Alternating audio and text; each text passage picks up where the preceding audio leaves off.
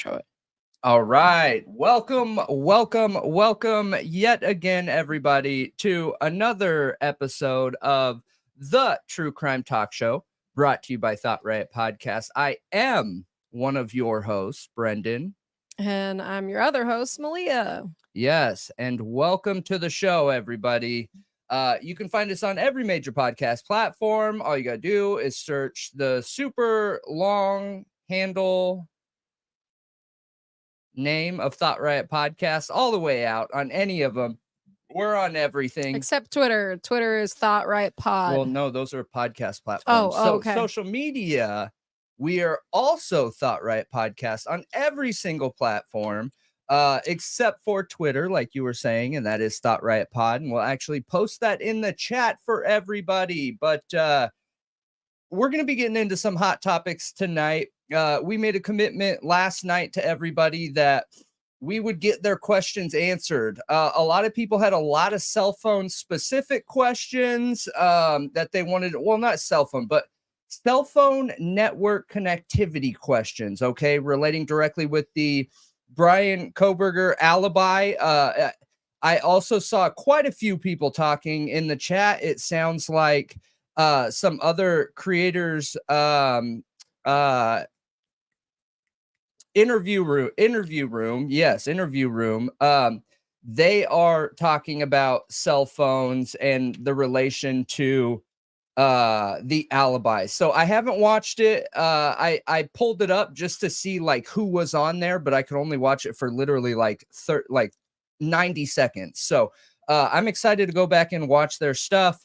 But we're going to get into that. We're going to dig into it directly and get some of those questions answered, talk about that technology specifically. And yeah, it should be a good show. I think we're going to touch on Sebastian Rogers here first, and then we will get through that pretty quick so we can dive into the Alibi and cell phone related technology as quick as possible for everybody, because I think I know a lot of people have been sending questions about cell phone related topics within the Alibi. So I would like to get to that as quick as possible for everyone, because I know people are on the edge of their seats about it.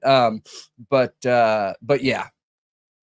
Yeah, so how are we going to do this question thing? Are you going to open up the Q&A feature in the chat, or are you just going to have people put a certain emoji with their question? I can open up the Q&A in the chat. What I've been doing is just mental bookmarking comments as I've been reading them and as they've been coming in. Okay, so let's say if you ask a question, put what emoji? Well, here. Okay, yeah. So he's going to open up the Q&A in the chat. Now, last time we did this, it seemed like some people had a hard time with it. So if you are having a hard time with it, then just in the chat, put like the red, alarm emoji or that kind of thing. Something that, can grab our attention like that. And I'll make sure to star your question so that we can come back to it later.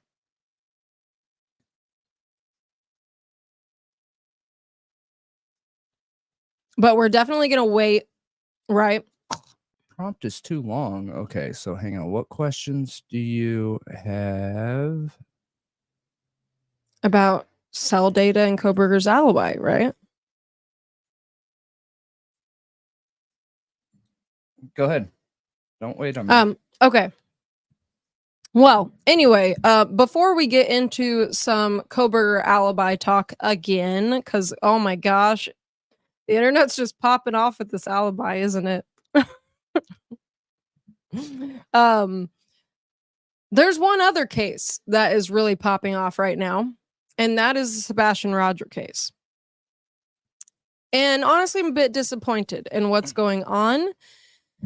So last night, if you guys were with us, you know that we played a video of Seth Rogers after the vigil yesterday, because they had a vigil for Sebastian, where he said, me and Chris have put our differences aside, basically, and we're joining forces. So Katie, Chris, and Seth Rogers, the Proudfoots and Seth, They're joining forces to look for Sebastian. Before I go further on that, if you guys are not familiar with the Sebastian Rogers case, he is a 15-year-old autistic boy with a chromosome deletion who went missing, or at least was reported missing, on February 26th of this year. I think we're going on like 56 days of the search for him. And the police are saying no foul play, but there's like no signs of what happened to this boy. They're saying he just walked out of the home in the middle of the night barefooted with a flashlight. And that's all we really know, just for real. So the family, the biological father and the mom and the stepdad were all working together in the beginning.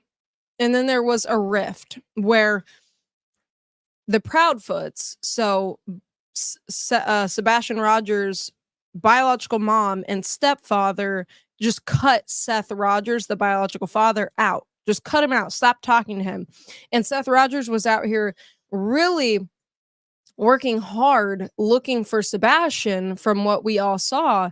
JLR was following him around as he was searching abandoned homes. Like, we saw him literally boots on the ground hunting, like searching anywhere and everywhere for Sebastian, handing out flyers. He's been on podcast after podcast after news after news. Like, he's just done so much media trying to spread the word, trying to find his son. And a lot of people were backing him, and a lot of people were not backing the Proudfoots. A lot of people felt like something was suspicious with them. If you've been following, that they packed up and left their home and went in a camper and stayed in Mississippi for a while, a good ways away from Hendersonville, Tennessee, where Sebastian went missing. That was a major red flag for us, and it still is. We've been asking questions all along, trying not to point fingers at any of the parents, but acknowledging the red flags in their behaviors. A lot of people are upset that Seth has now come out after he's received so much support because he wasn't getting any from the biological mother and stepfather. And it seemed like he was on his own. People are like lashing out at him for uniting forces with them and like doing everything. I mean, I don't know why people feel like he owes them something, if I'm being honest. While I can understand, it feels weird. Like, because when I first saw it, I was like, what? Why? Why did that happen? Why? Like, what's going on here? Is it a manipulation? Did they just literally settle their differences? Like, did something happen? Like, Seth found out that Chris Proudfoot passed his polygraph, and he was like, okay, maybe I'm being ridiculous. Let's put our differences aside, and I need to work with them, Well, a little bit of a hint is I watched Justin on TikTok's coverage of the vigil, and I feel like a lot of people haven't watched it. Because he mentions it in there that Chris stopped by, and he's like, I'm not going to talk about it right now. I'll talk about it later. But he mentions it. And then towards the end, Seth says something, and it's totally different than the video that we all saw last night. And it's where he's very calm about it. And he starts crying and tearing up. And it was just a different vibe. The major issue a lot of people have with the video of Seth saying we're uniting forces is that he then said anybody, like, people need to put their egos to the side, and anybody who doesn't like it, basically anybody who doesn't like him teaming up with Katie and Chris can F off. That's a lot of people's issues with what he said, is that he basically, people felt like all the support he got, all the volunteers who've been helping him look for his son, all that help and assistance, he just told all of them to F off, which isn't the truth. I think people took it wrong. I truly do. I don't think that's what he meant. He went on the Pascal show earlier today, which shout out to Pascal. But I feel like he honestly didn't even do that good of a job explaining himself there. But there is a point where he's like, there's so many people out here taking advantage of this situation and my son, like the guy who in Oklahoma who said he had Sebastian and was asking for money, like the fake GoFundMe's, and he said he just gets tired of it. And he kind of used that as an explanation, but it is also like, this is what he feels like is best. In these situations, in my opinion, I've said this a couple times before, I think the best way to handle any of these situations is the same way that you handle, like, what I've heard when you're raising a child is, you pay attention to the good behaviors and ignore the bad. So any major focus in any situation, whether it's true crime related, missing person related, or anything in between, it's always going to bring people that are looking to do harm. Unfortunately.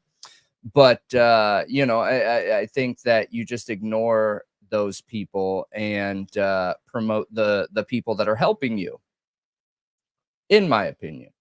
Yeah. And he said he's very thankful for everyone who's helped him on the show earlier today when he made a comment. But I think he just meant, like, this is what's best. Like, and he said it on there, like, I see everybody saying Team Seth or Team Proudfoot, but nobody's saying Team Sebastian.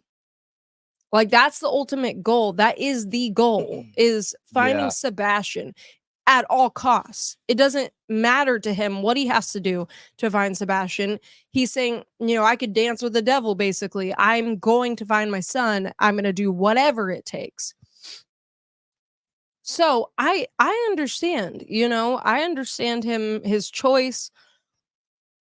I also believe he doesn't owe anybody anything. Anybody who donated time, anybody who volunteered, anybody who donated money, he said he still appreciates it. I don't think it was taken right. But you also do that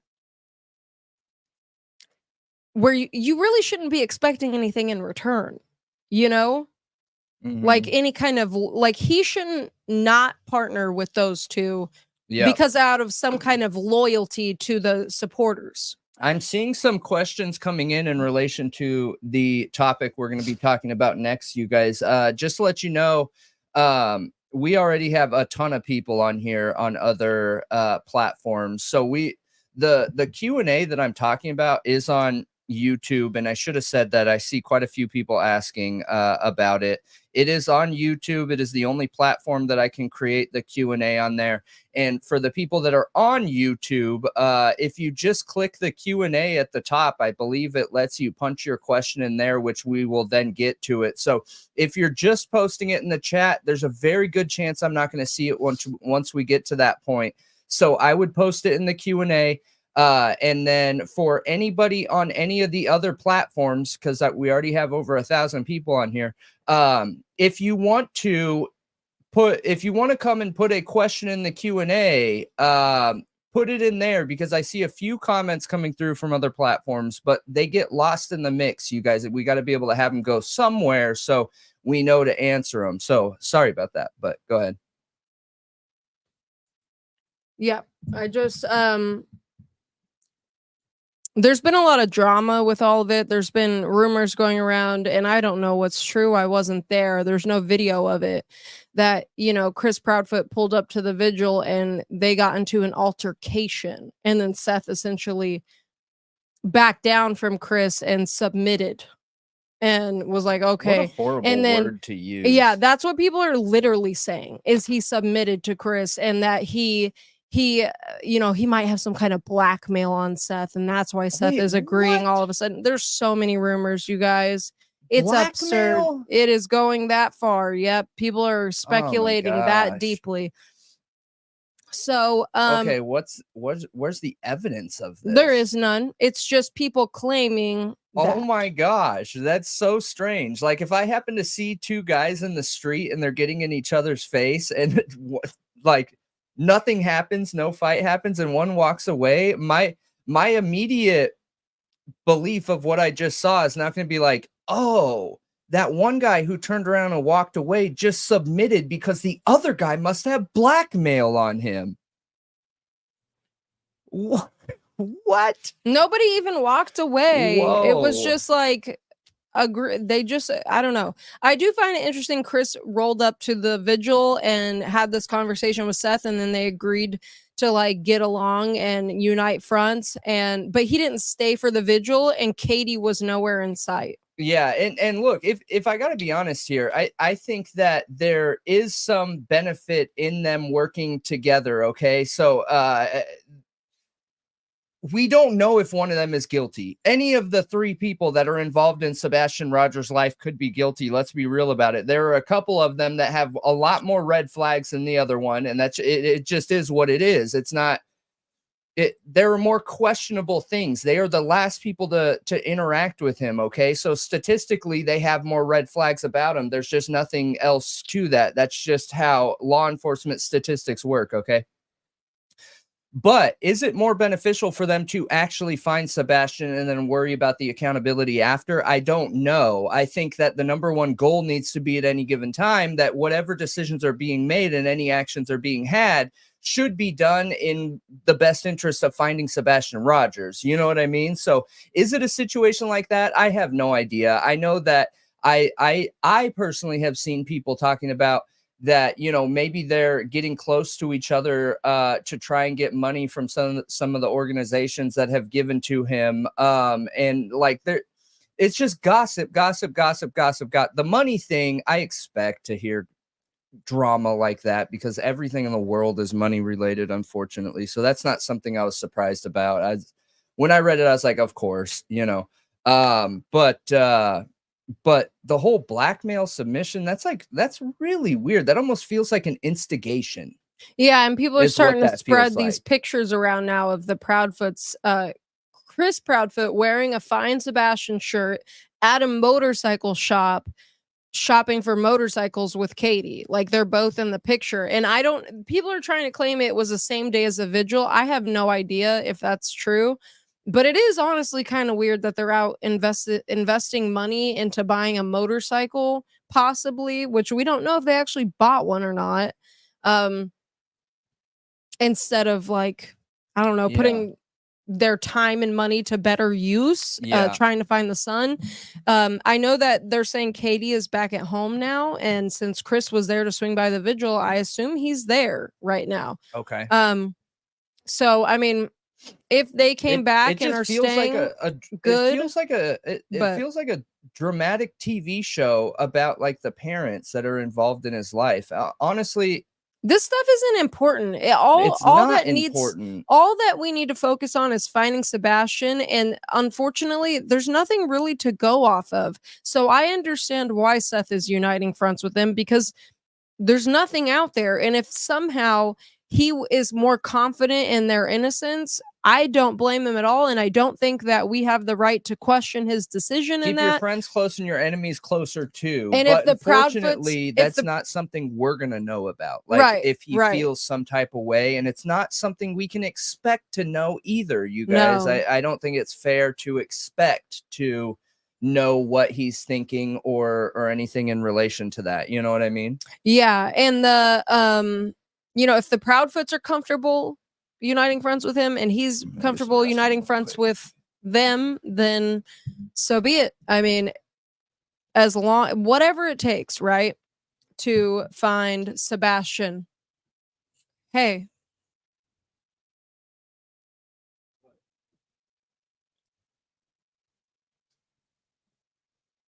Hold on just a second.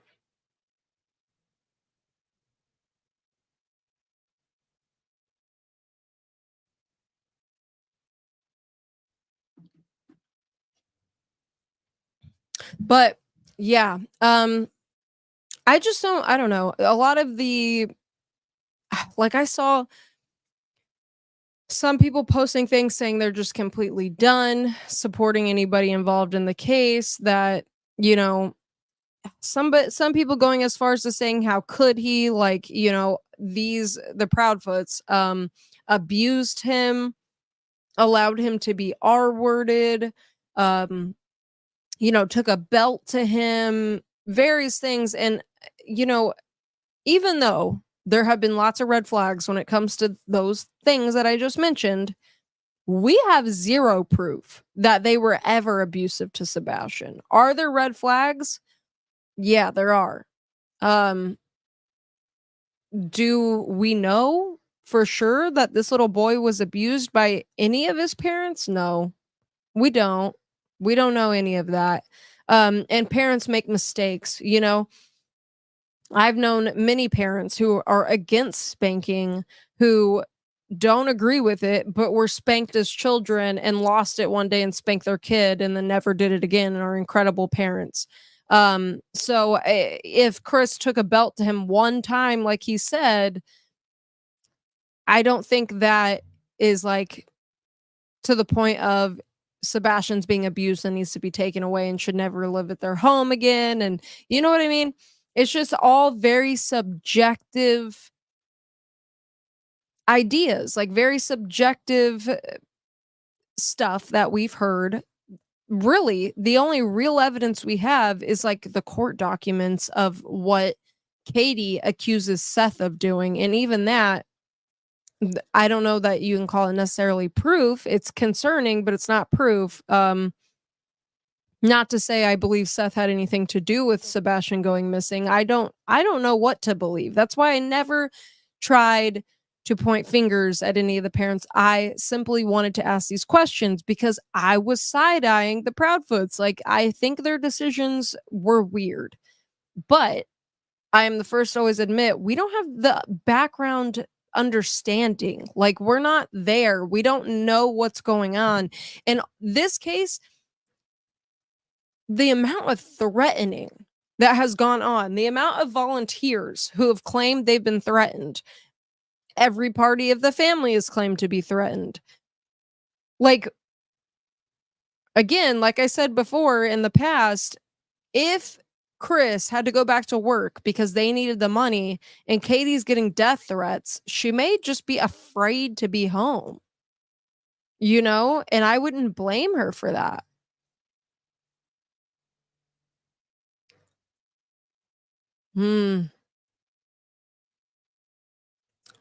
Yeah, we'll get into the alibi now. Brendan will be back in just a moment. He had to go use the restroom, but we'll get into it. Really, I don't have anything else to say about the Sebastian Rogers case. I just hope that everyone listening to this understands that the families don't owe us anything, even if we support them, even if we give them money. They don't owe us anything. You know, I give, and I think everyone should give, not expecting a single thing in return other than obviously not to be scammed. Like, obviously, I think if it was a scam and like you donated to a GoFundMe and none of that money went to what they claimed it was going to go to, you should be able to get your money back. But just because one of those people made a personal choice to unite with other people to try to find the person and they're still using the money for everything they said they would, that's not a good reason to get your money back. It's not a good reason to feel like you're owed some kind of loyalty. I don't feel like it's fair. Like, these people are going through something so traumatic, something unimaginable if you've never been through it before. So I have a really hard time judging them, just as, to transition into the Kohberger case, I have a really hard time judging the families involved in the Idaho 4 case. They've said lots of things I take issue with. They've done lots of things I take issue with, but I still don't judge them because, again, it's unimaginable pain. Like, I just can't even put myself in their shoes. I've never experienced a death like that in my family, to where somebody was, you know, horribly, brutally murdered, or a person went missing, a child went missing for an extended amount of time. So I personally can't, I don't feel comfortable doing that, judging them.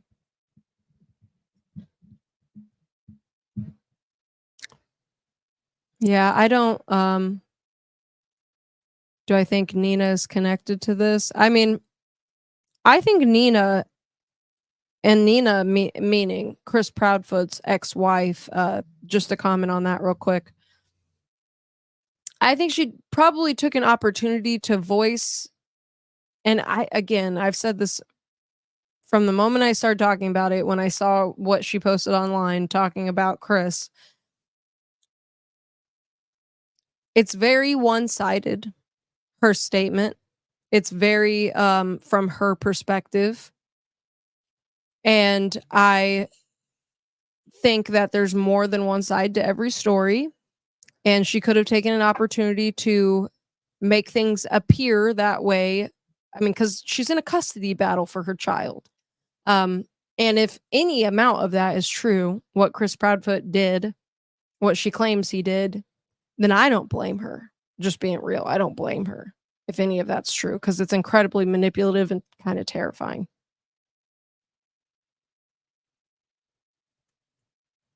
Okay, well, I have to go to the bathroom. I've wrapped up on the Sebastian Rogers case. I'll let you start getting into the Idaho 4 alibi stuff. All right. And I'll be right back.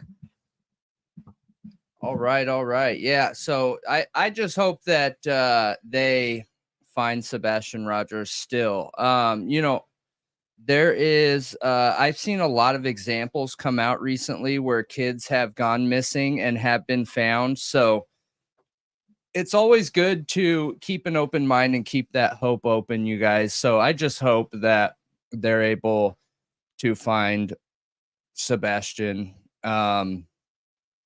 Really horrible situation. And then accountability can be had after, right? Because regardless of whether they find him in a positive sense or they find him, you know, in a not so positive outcome, there are certain things that can come to light when investigating that. So, but interesting for sure. And, you know, I just hope that his family is doing okay, and I hope that they're able to find him out there somewhere. So we are going to start digging into the Idaho for Bryan Kohberger case. Back into the alibi. There are quite a few people who have been asking some questions in relation to cell phone network data, and would like me to answer those questions. So we will get into it here.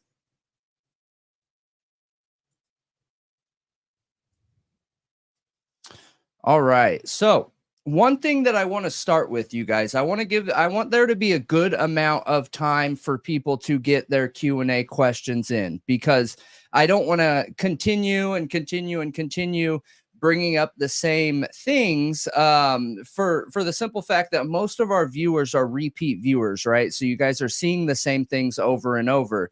Now, I enjoy talking about these topics, but not everyone will probably enjoy hearing about them over and over and over again. So as we're looking into this here, let me see.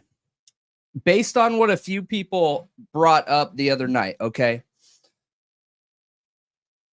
I think it was Malia who originally brought it up, but I was trying to give everyone an example of why I believe they have brought forward an expert specifically talking about RF technology, and why I do not believe that that is them talking about cell phone technology, okay? And then we got into the whole conversation that cell phone technology is radio frequency, and it is, but the radio frequency scale is the biggest scale on the table, on the chart of frequencies, okay? So normally when somebody's talking about cellular networks or cellular frequency, they're not defining that as RF technology, you guys. But when somebody is talking about GPS technology, they do define that as RF technology. So I have here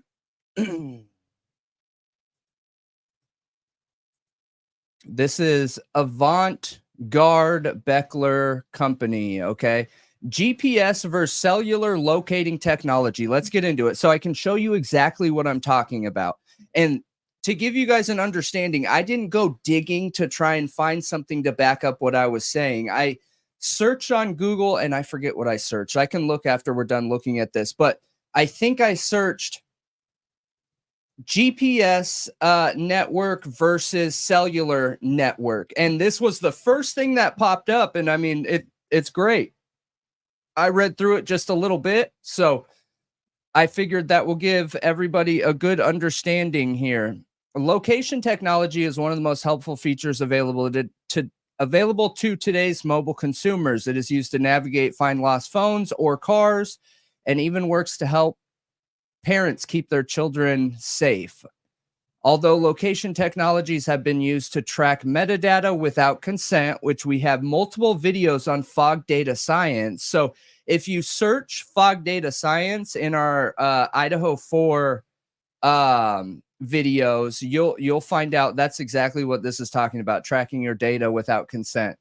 It continues to be a feature that today's consumers cannot live without. All right, so this is the difference between GPS and Wi-Fi locating technology. The primary, let me see if there's, okay, GPS locating. And we also have a video on GPS specific, okay? And this is going to be the radio frequency technology that travels at the speed of light, okay? The Global Positioning System, GPS, is a government-owned navigation system that operates using radio waves in order to properly use GPS. You must have a clear line of sight with at least 4 GPS satellites. Funny, that's what they use for cell phone triangulation also, right? 4 satellites or 4 towers, 3 of them to triangulate, 1 for quality control. You must have a clear line of sight with at least 4 GPS satellites. Objects such as mountains, clouds, buildings, and trees reduce your chances of creating a successful GPS connection. Some facts about GPS. The GPS network is structured by about 30 individual satellites that orbit around the Earth. We don't really know that for sure. And remember that, like we talked about in the video, which I can post here again in just a second, but GPS is an American term for our global positioning system. Every country has their own GPS. The Russian system, I don't remember what it is, but there's a Russian system, there's a European system, there is a Chinese system, and they're all labeled something different, but they all do the similar things. So 30 of them are ours, and we have no idea what satellites are not, on charts to let us know, like for, gathering evidence or spying or things of that nature. Locating accuracy ranges from 10 to 100 meters for most devices. With special military-grade equipment, positioning can be pinpointed within 1 meter. It actually, with the new technology, can be pinpointed down to 12 inches, which is interesting. The average GPS accuracy is within 4 meters or 13 feet. 4 meters or 13 feet, okay? And I see a couple people asking, what are we talking about here? Okay. In Bryan Kohberger's Alibi, they are bringing forward an expert that is an RF technology expert, okay? I personally believe, based on my knowledge, that there's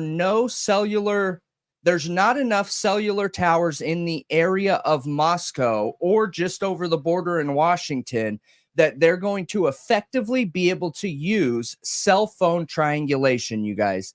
What they're going to use is metadata and GPS location based on the background data in pictures. So we're establishing the difference between GPS technology, which is actually called radio technology, and cellular technology. I see quite a few people out there talking about, well, they're bringing this guy forward to talk about cell phone triangulation. I don't think it's that simple. I do not think it's that simple. I don't think this guy is coming forward just to talk about cell phone towers, you guys. The cons of GPS: poor accuracy. Remember, we've talked about this many times before, where if the location your phone is trying to connect to is behind you and your phone is in front of you, your body alone can lose your GPS signal. Although GPS can locate you anywhere, no, I don't think cell phone triangulation is simple, you guys. And that is my expertise. I mean, oh man. I know who you guys are talking about because I know the video you guys are talking about, okay? I already know it, even though I've only seen 90 seconds of that video. But look, I have such a hard time with people talking about cell phone technology and GPS technology when they don't understand what it is, okay? And there's a lot of great experience out there on the internet, okay? But I would, and I know a lot of creators watch us, but look, what I would say is if you can't define basic terms of the technology era, okay, that we're in, I don't know if they would be able to understand what this alibi can mean, okay? And an example of those terms, like if you have a solid understanding of cellular technology or GPS technology or technology in general, you should be able to define exactly what SaaS means, bandwidth means, cache, algorithm, automation, AI technology, and how it functions. So if you're watching this and you can't give the definition of those SaaS, okay, and I'm not going to give them for you. If you can't tell me or yourself what SaaS means, bandwidth means, cache, algorithm, or AI generation technology, I personally would suggest that those people would go and do some research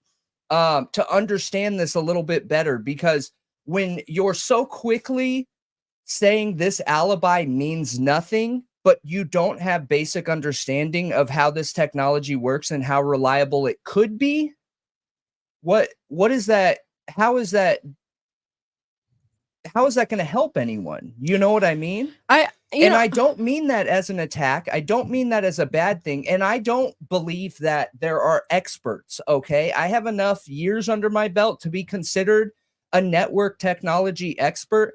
And I don't suggest people listen to me. I don't want you to listen to me. I think the information that we give should be taken as a carrot, and people can learn that information themselves. It is vastly available online to learn these things. Yeah, your personal philosophy on life. Yes. Yeah.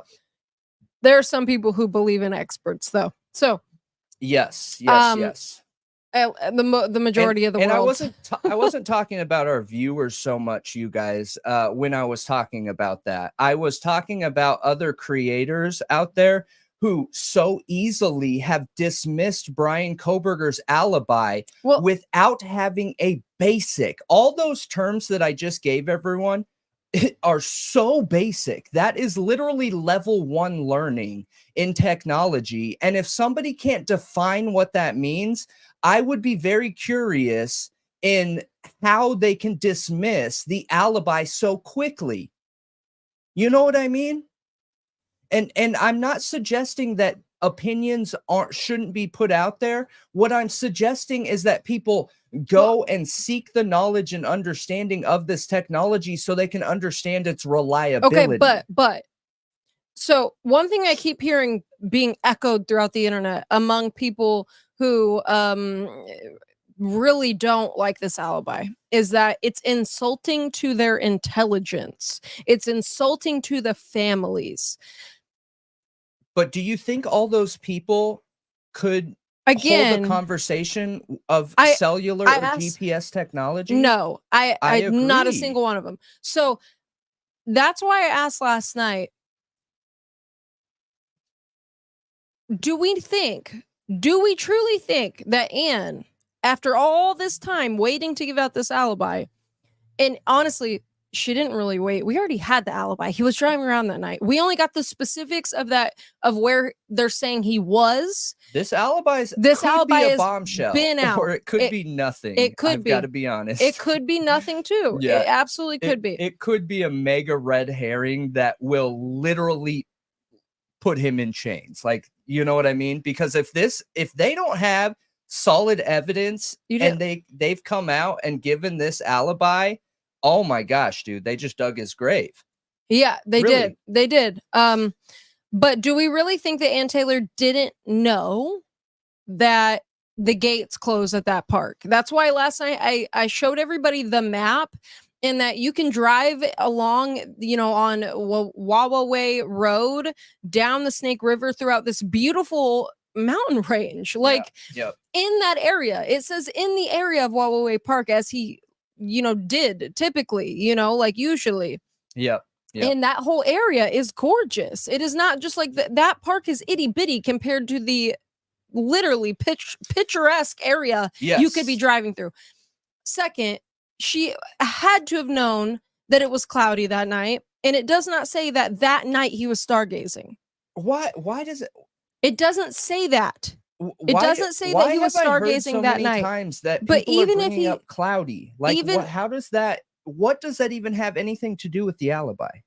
Because they brought up stargazing. So they're like, oh, you're suggesting he was stargazing that night. Well, it was cloudy. So how's he doing that? Okay. But again, this goes back to why are we focusing on the personal and subjective when what we should be focusing is on the science? And every single time we bring this up, all we're doing is pulling people's attention away from what's important. Okay. This science cannot be argued. Hold on. I don't care what people are saying that, oh, well, you know, there was a judge who ruled that LexisNexis was unreliable. We don't know that. I read that document, and that document is talking about the software used and it trampling on our rights, not that the locating was ineffective. It's that it was invasive of privacy. Exactly. So it was probably too effective and an invasion of privacy. So this science is concrete. It is not debatable. Okay, so well, I wanted to finish what I was getting at. We can't assume that Ann Taylor doesn't know what she's doing and that she doesn't already know all the issues that people are bringing up about this alibi, that she didn't already know these were going to be brought up. I guarantee she already knew they would be. For two, people are saying, that's another question that like Vinny was asking that we talked about last night, is it corroborated by other evidence? And everybody always is going to go back to that DNA, which I think is a major problem when we're talking about the jury. Look, I do not believe Bryan Kohberger's innocent, but I don't believe he's necessarily guilty either. I think there's a ton of evidence that looks like it could point to him and he could possibly be guilty.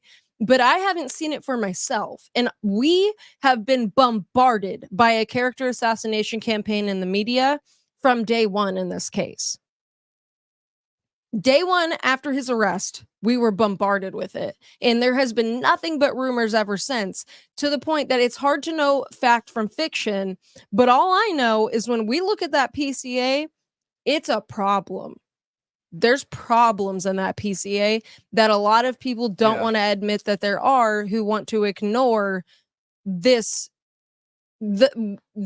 technology and why it matters. We're not going to get into the DNA tonight, but we've done a ton of videos on the past on how that DNA could be. The DNA just after we give a layout of this. I want to. Okay. I'll update you because I know you weren't here when I started this, but go ahead. There's problems with the DNA too, from everything that we've seen. We've done a ton of coverage on it and ways that it could be looked at as not reliable. And I get that it's single source, but the problem is it's trace DNA.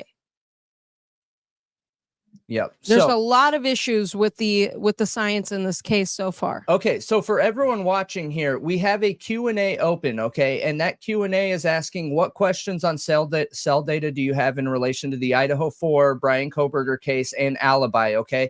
I'm going to do my best to answer everything that comes in. I don't know everything, but I know a lot, okay?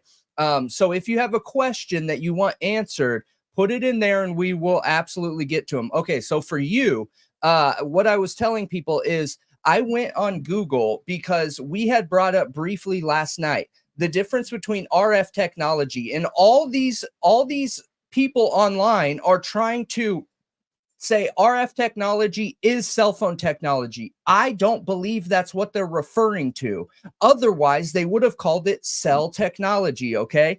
Not RF technology. RF technology is in the network business is classically known as being GPS technology. So I wanted to be able to compare and contrast and prove that's what we were talking about, because I think we might be looking at the wrong thing, which has happened so frequently in this case that anytime we can readjust our view on what we're focusing in on and investigating, it's beneficial in this case. So when they're bringing this expert forward, that's an RF expert, I do not think he's going to come forward and talk about the cellular triangulation, you guys. I do not believe that, okay? I think he's coming forward and he's going to talk about background application data, GPS data, metadata, and anything that comes off of that GPS chip that is in his phone, and that is very different than the triangulation. So what I did is I just went to Google and searched cell data versus GPS data, and this is like the first thing that popped up, and it's incredible, you know. So I just went through like some facts about GPS, talking about what GPS is, which I let everyone know. We have a very thorough GPS video out there talking about how GPS goes at the speed of light. There were quite a few people who commented from last night's video saying, actually, Brendan, I think you mean the speed of sound. No.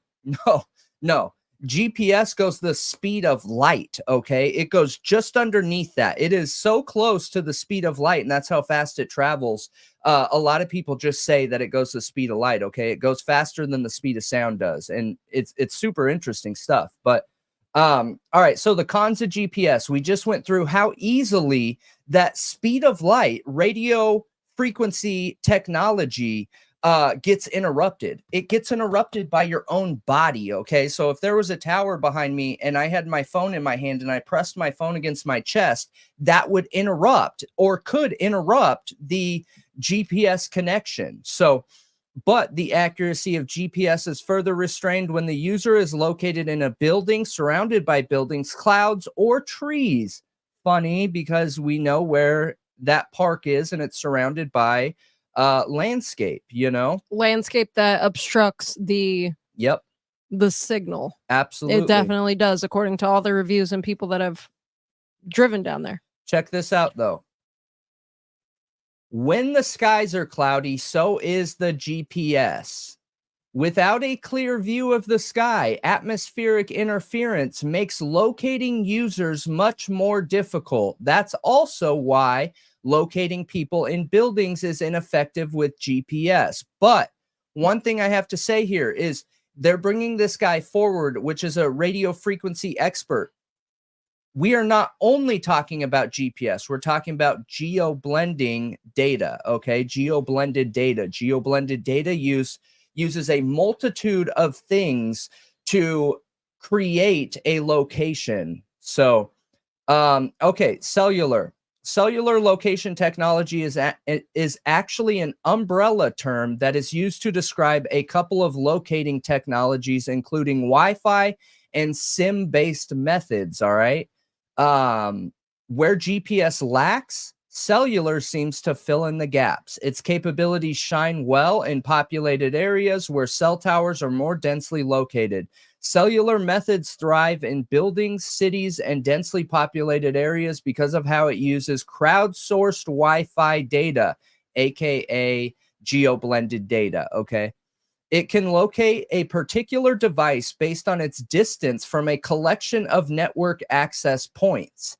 Another benefit to the cellular model is its accuracy in pinpointing a user's location within buildings and areas with network coverage. This technology is capable of locating a user within a couple feet, which results in more effective action by emergency responders. But not in Moscow and Pullman.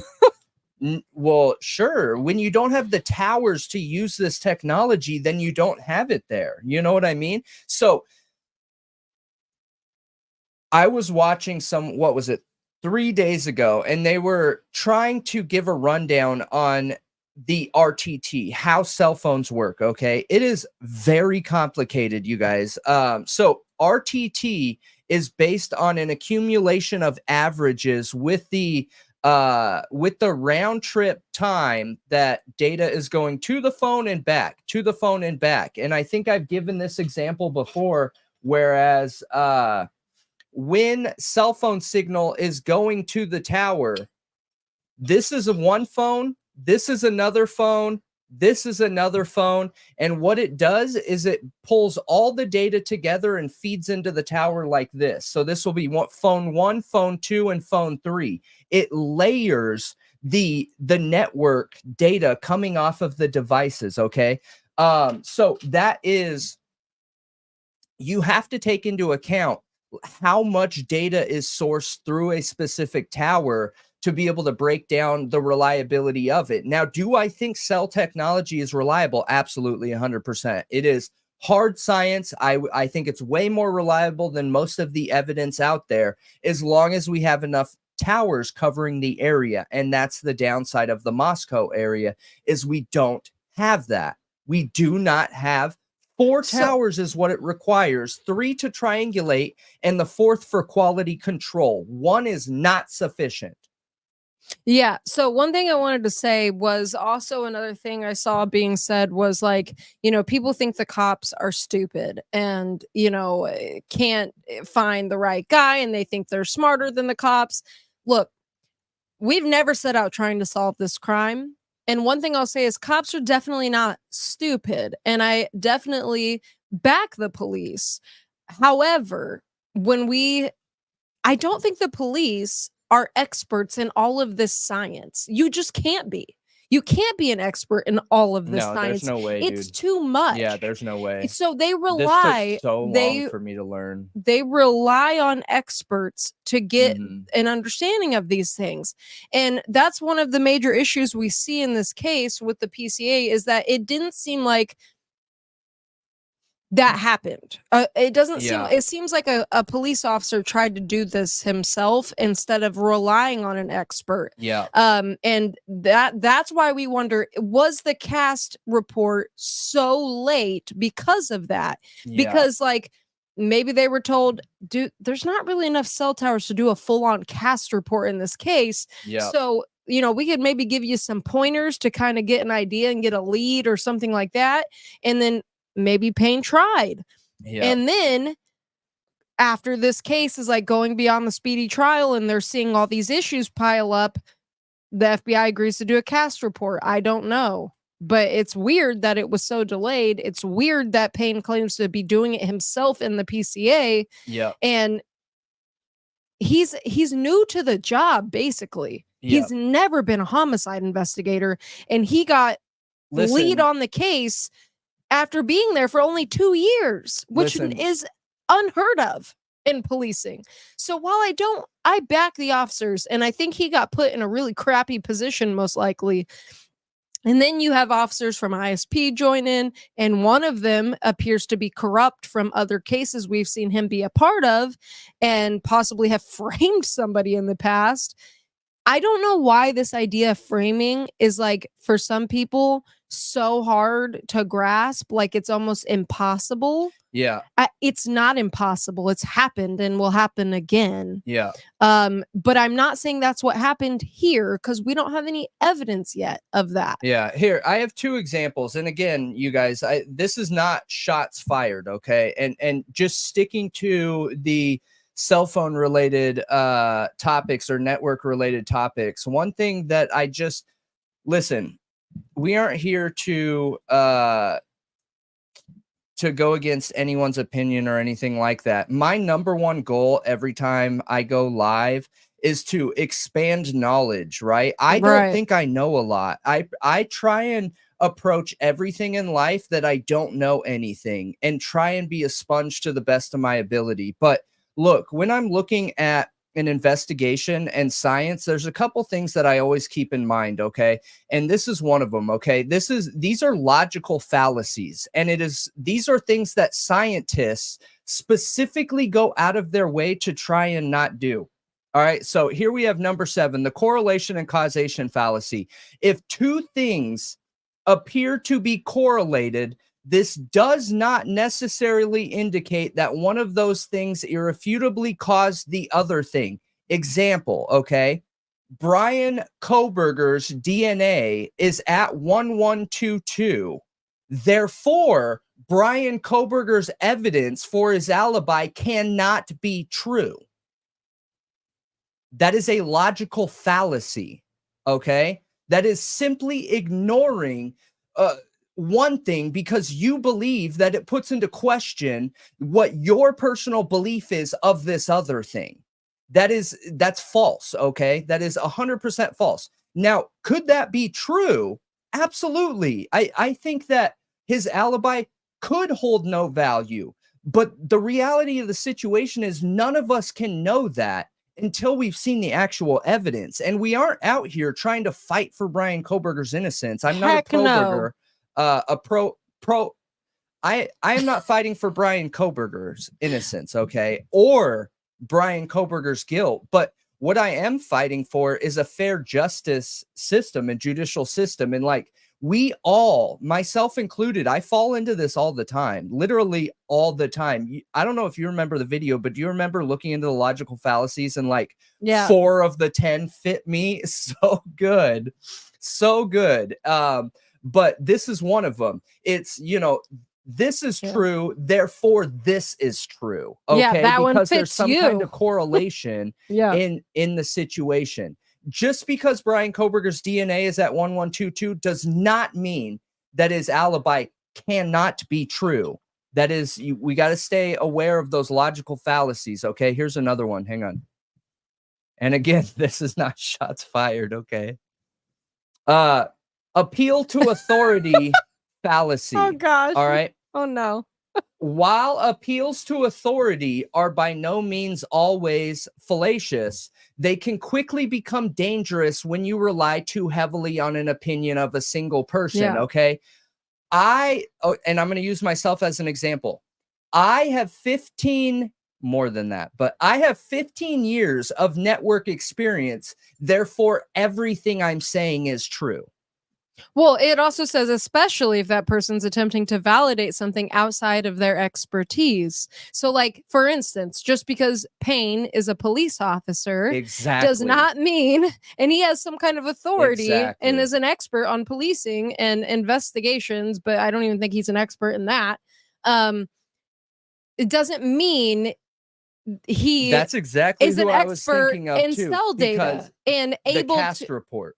Yeah, it doesn't mean he can do a cast report, which is essentially what he claimed he did. Well, yes, and the fact that how he wrote the PCA literally gives all this authority, information, and experience of this cast report agent, and then gives the evidence. It's literally the appeal to authority fallacy in the PCA. It's let me tell you about all this experience that this officer has. Therefore, this officer cannot be wrong. Look, that's not how science works. Okay. That is a subjective appeal to the public, the general public. Well, a subjective appeal to authority. No, their authority is the appeal to the public. Oh, but yeah, absolutely. Yeah, I see where you're going there with that. And I mean, that's, even though I back the police, it doesn't mean I'm just going to take everything they present to me as factual. And I think that a lot of people within the true crime community and people that back the police, like, you know, pro-police people, which I consider myself. I consider myself pro-police. I think they're absolutely necessary, and I back them, and I think they have a very hard job and necessary job. And there's incredible officers and investigators out there. It doesn't mean that they can't be wrong. It doesn't mean that they can't make mistakes. So, you know, saying, hey, you made a mistake does not mean I'm against you. It does not mean we are rivals. It does not mean I'm putting you down. Yeah. It means, or even questioning what you're telling me. I may not even know if they're wrong. Like, I don't know if they're wrong in thinking like the officers who arrested Kohberger and, you know, investigated him and compiled all this evidence. I don't know if they're wrong or not. I have no idea. We haven't seen the evidence. Yeah, absolutely. But I do know I have major questions about it. And that doesn't mean I'm against them. Yeah. And I still respect them until I find out if they're like a terrible person or something, then maybe I'd lose some respect for them. Right. I should have talked about the straw man fallacy too, because that's, I feel like, what a lot of mainstream media is doing right now with the cell data is they're like, well, look, cell phone data is subjective and questionable, and they're oversimplifying like how concrete the science is in cell phone technology or GPS technology to make it seem like that the defense doesn't have an argument. Again, this is another fallacy that you got to watch out for. Yeah. So one thing I wanted to bring up real quick about the Garrett discovery really fast. Yeah. Is that I saw Chris McDonough on his stream earlier he pulled it up and he acted like he had some secret information nobody else has, some insider information, and then he literally said there's 2 names in this list of, you know, that was around Kohberger, and it's 2 of the victims' names, and it's obvious he's talking about the Garrett discovery. I don't know if he realizes that we've all been talking about it for a long time or not. But it's not insider information. No, and a lot of people, it came out in December of 2022. It did. Yeah. And we're going to talk about it again. We will. I don't know if we're going to be able to get into it tonight. We will talk about it again, but it's not insider information. And I think there's more to it even than what we talked about, that because we went into it very well. Like Brendan did a very good job explaining it, and how those 2 names being on that list does not mean he followed them. The interview room are really good people, though. I don't think that they would intentionally mislead somebody. I wonder if somebody sent it to him like in email and was like, hey, you know, we got this information or something. I think like that, because I love Chris McDonough, and I think his wife does incredible work. He does incredible work. I think it's absolutely incredible. The only thing I worry about with them is being stuck in those older ways where technology is the future, you guys. It's evolving quickly. Reliable. Yeah. It is not some subjective wishy-washy science. It is reliable. You just got to understand how it can be pinpointed or how it can give you a loose generalization of an area. Okay, yeah, because the only reason I wanted to bring that up, and hopefully somebody will clue them into it, is I think they were sent it by somebody, and they think they have something nobody else has, when everyone else has it, and everyone else has been looking at it, and I respect them, and I think that they need to get a thorough understanding of it before they talk about it, because somebody like me, when I first looked at it, and I know nothing about anything like Brendan does, when it comes to technology, that's not my forte. I thought it meant something. I thought that it meant that he followed the victims or was connected to them in some way, and it doesn't mean that. Not from everything we've gone through and the understanding I have of it now, it does not mean that. And I think that's probably honestly why the Gonzalez family has felt very strongly that he was following the victims, despite that account that they had been talking about. I don't know. I've seen a lot of stuff about it, and I don't think that it was real. So I think that, and we know from court documents and from the hearing recently that it's almost definitively not true. He didn't follow them on social media, or it's not going to be admissible, or, you know, and they're even saying he didn't stalk one of the victims. Again, that could come down to semantics. It truly could. Mm-hmm. Are you good? Yeah, because I mean, I don't know how they're going to allege Bryan Kohberger did this crime without surveillance of some type. I don't think that's possible. Yeah. And this is one question. Unless in, the state is going to come out and argue that he's innocent.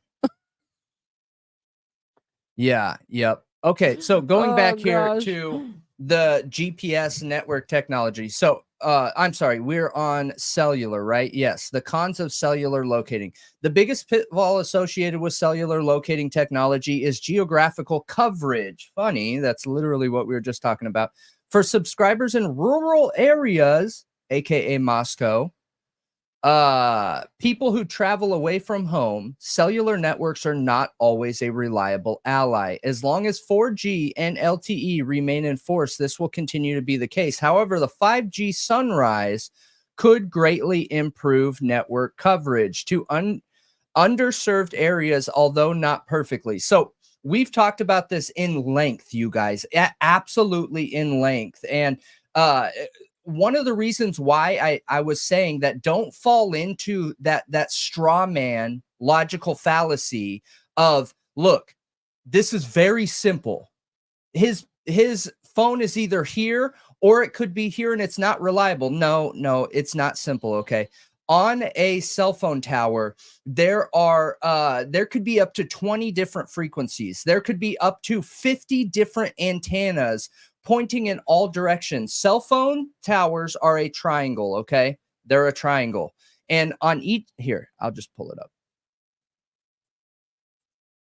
There we go. Wham, bam.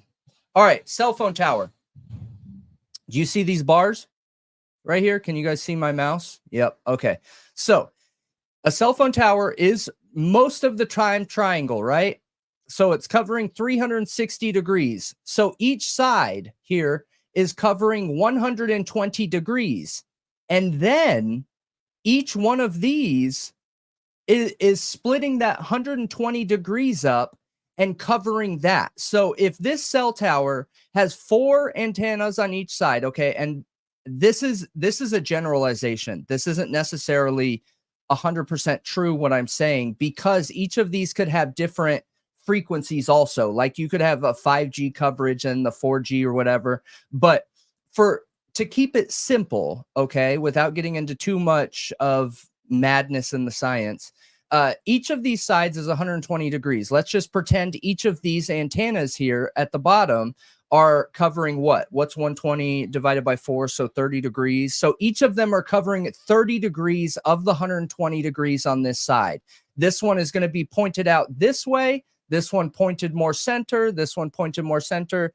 And this one pointed more center. Now, this alone cannot help you locate someone. Like, this one tower is not enough to locate anyone, because all you are getting is a linear connection. So what they would be able to determine is, like, on this cell tower, you could have antenna 1, 2, 3, 4, 5, 6, 7, 8, 9, 10, 11, 12. We've determined that Bryan Kohberger was connected to antenna 12, and his RTT time was, 3 millionths of a second, meaning he is roughly 1,200 feet from the tower to 1,800 feet from the tower, depending on a multitude of factors that are in his phone. Is his antenna functioning properly? Is there anything in between him and the tower? Is he trying to connect to 5G?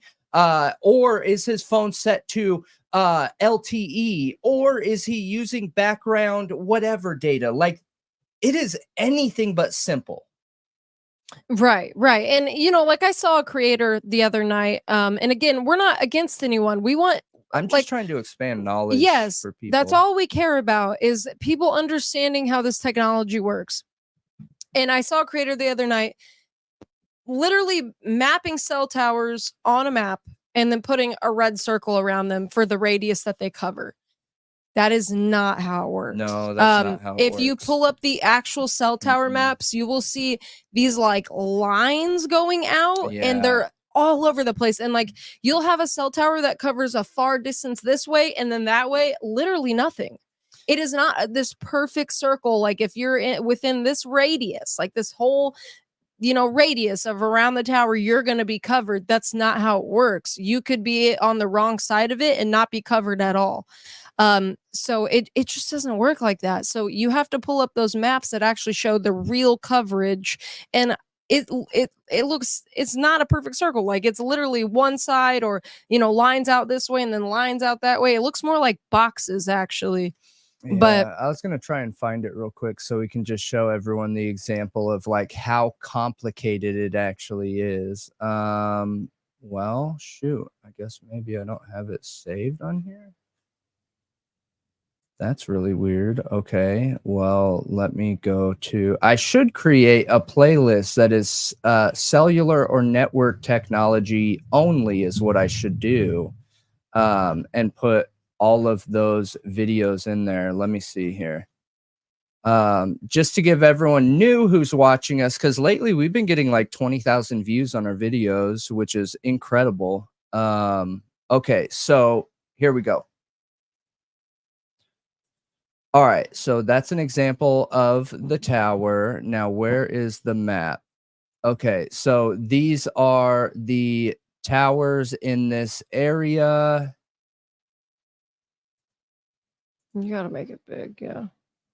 Okay, those are where the towers are in the Moscow area. Oh, that's right? really small. Can you zoom it in at all? Okay, here's the tower example, you guys. Hang on. Do you see that? Can you guys see that? Here. All the purple. Look at that. Does that look simple? No, it doesn't look simple at all. Does that look like simple technology? No way. No way. That's not a perfect radius. And then like I said, like the north side of that would be like nothing. You won't have anything. Here's another one. Look at that. Look at all that overlap. Look at all those different frequencies. And each one of these is a different one of those white bar antennas that. And then look at that one part that's not covered at all. Yeah. And it goes right up to the tower. So no circle. It's like all over the place. So you have a dead zone right here, complete dead zone right here. You have a partial dead zone going this direction here. Kind of. It's covered by something a little, but yeah, no, it's not perfect circle at all. So that's not covered by a signal that the general public can use. Any of those red bands are private bands. Yeah, if you guys haven't seen our cell phone data video, it's such a good video to watch on the cell towers in the area. Like, it truly is. Like these here. So even though you see 1, 2, 3, 4, 5, 6 towers in the Moscow area, 1, 2, 3, 4, these are private networks. That means that there is no way that Bryan Kohberger's phone could have been connected to these. None of the public's phones are connected to those towers at all. Because they're for emergency services only. So yep, absolutely.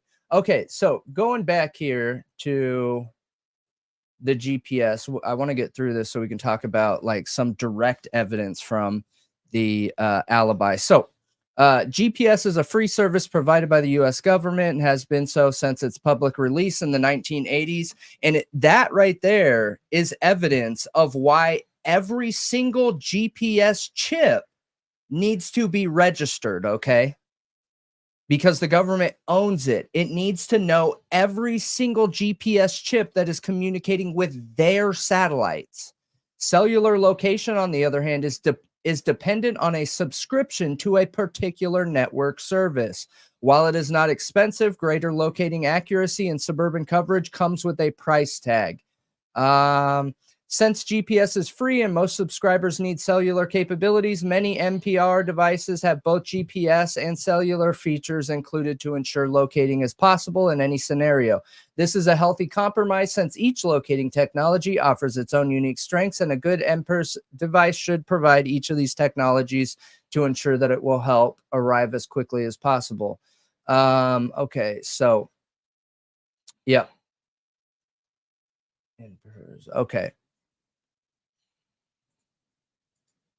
So yeah, let's see here. Oh, someone said we missed a super chat. I'm super sorry about that. Brendan, how does GPS, and I apologize. I didn't mean to miss that. Thank you very much for reminding us, you guys. And Yes, thank you. Thank you. We appreciate you and appreciate that. I apologize. How does GPS with Starlink work? Could they use it for this case? So, I need to look into the science just a little bit on Starlinks, okay? And for anybody that doesn't know, Starlink is a Musk's baby, right? Now, Okay. there are micro satellites. Is that what they're called? Actually, I think it's called what are the mini satellites called that Musk has launched up? There's some kind of micro or mini satellite, okay, where it rotates closer to the Earth. And I don't know if Musk is using the service of the 30 GPS satellites or if he has sent up his own satellites. I don't remember. I know I've looked into it in the past, but no, it wouldn't. Low Earth orbit. Yes, low Earth orbit satellites. That's it. Thank you. So, they created their own satellites, from my understanding. Elon Musk did in his company, and those would only be helpful if Bryan Kohberger had service through Starlink. Right. So Starlink works similar to like how a cell phone tower does, where it's subscription service based. Oh, that's super interesting. So it says that his constellations of low Earth orbit satellites that provide high speed internet services. So you're connecting to them like cell phone towers, but they're in low Earth orbit. Yeah. Oh It's my God. identical to cell phone. That's so interesting. It's a what he calls like a GPS subscription. So yeah. So would it end up being more accurate than cell towers, most likely, in determining people's location, you think? Well, I need to look into that science, because are they using a SIM card service, or is it using the GPS chip in a device? I don't know. I'm not sure. If he's using a SIM card service, then it would be subscription based and give us relatively the same type of outcome in geolocation. Okay. So, because you would still be able to track the RTT time, which is the round trip time. So, and just a reminder, everyone, we are not done. We're continuing the conversation, but for anybody, we got a couple thousand people on here. Anybody that is not on YouTube and wants to join as part of the chat and wants to submit a Q&A question in relation to cell phone technology, GPS technology, or anything in relation to the Idaho 4 case, you can hop on YouTube, search Thought Riot Podcast, go to the live chat. At the very top, there's a Q&A that you can click, and you can put your questions in there. So I will do my best to answer them. I don't know everything with this stuff. I do know a lot, but I don't know everything. If I can't answer a question, I will get back to you with the answer, because I can find out what the answer is. So, yeah. Okay, so actually, if you just pull up the Starlink website, it shows you so you basically get an antenna that you set up in your home that connects to it. It's really interesting. It's fascinating. Okay. Yeah. Because GPS, a lot of people think that your GPS chip in your phone is communicating directly with the satellites. It's not. It is not. Your GPS chip in your phone or car is communicating with a GPS base somewhere, similar to like a tower. I thought you said a radio tower. Yeah, that's a base somewhere, similar to like a tower. Okay. Yeah. Why did you think a radio tower is different than like what I was saying? I don't know. Oh, I just wanted to make sure a base sounds like a compound or something. I don't know. Well, so when you're creating networks and there are sites where there are towers, they call them bases. Oh, okay. So that is, verbiage of the industry. All right, so let's get directly into this, okay? Let me see if we can pull up this map again. Hang on, you guys. I'm going to pull up this map.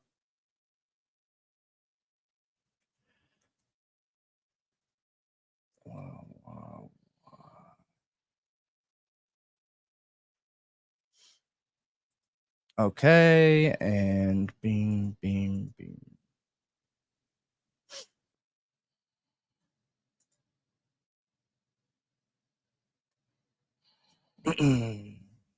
And then we will get into some of those questions too.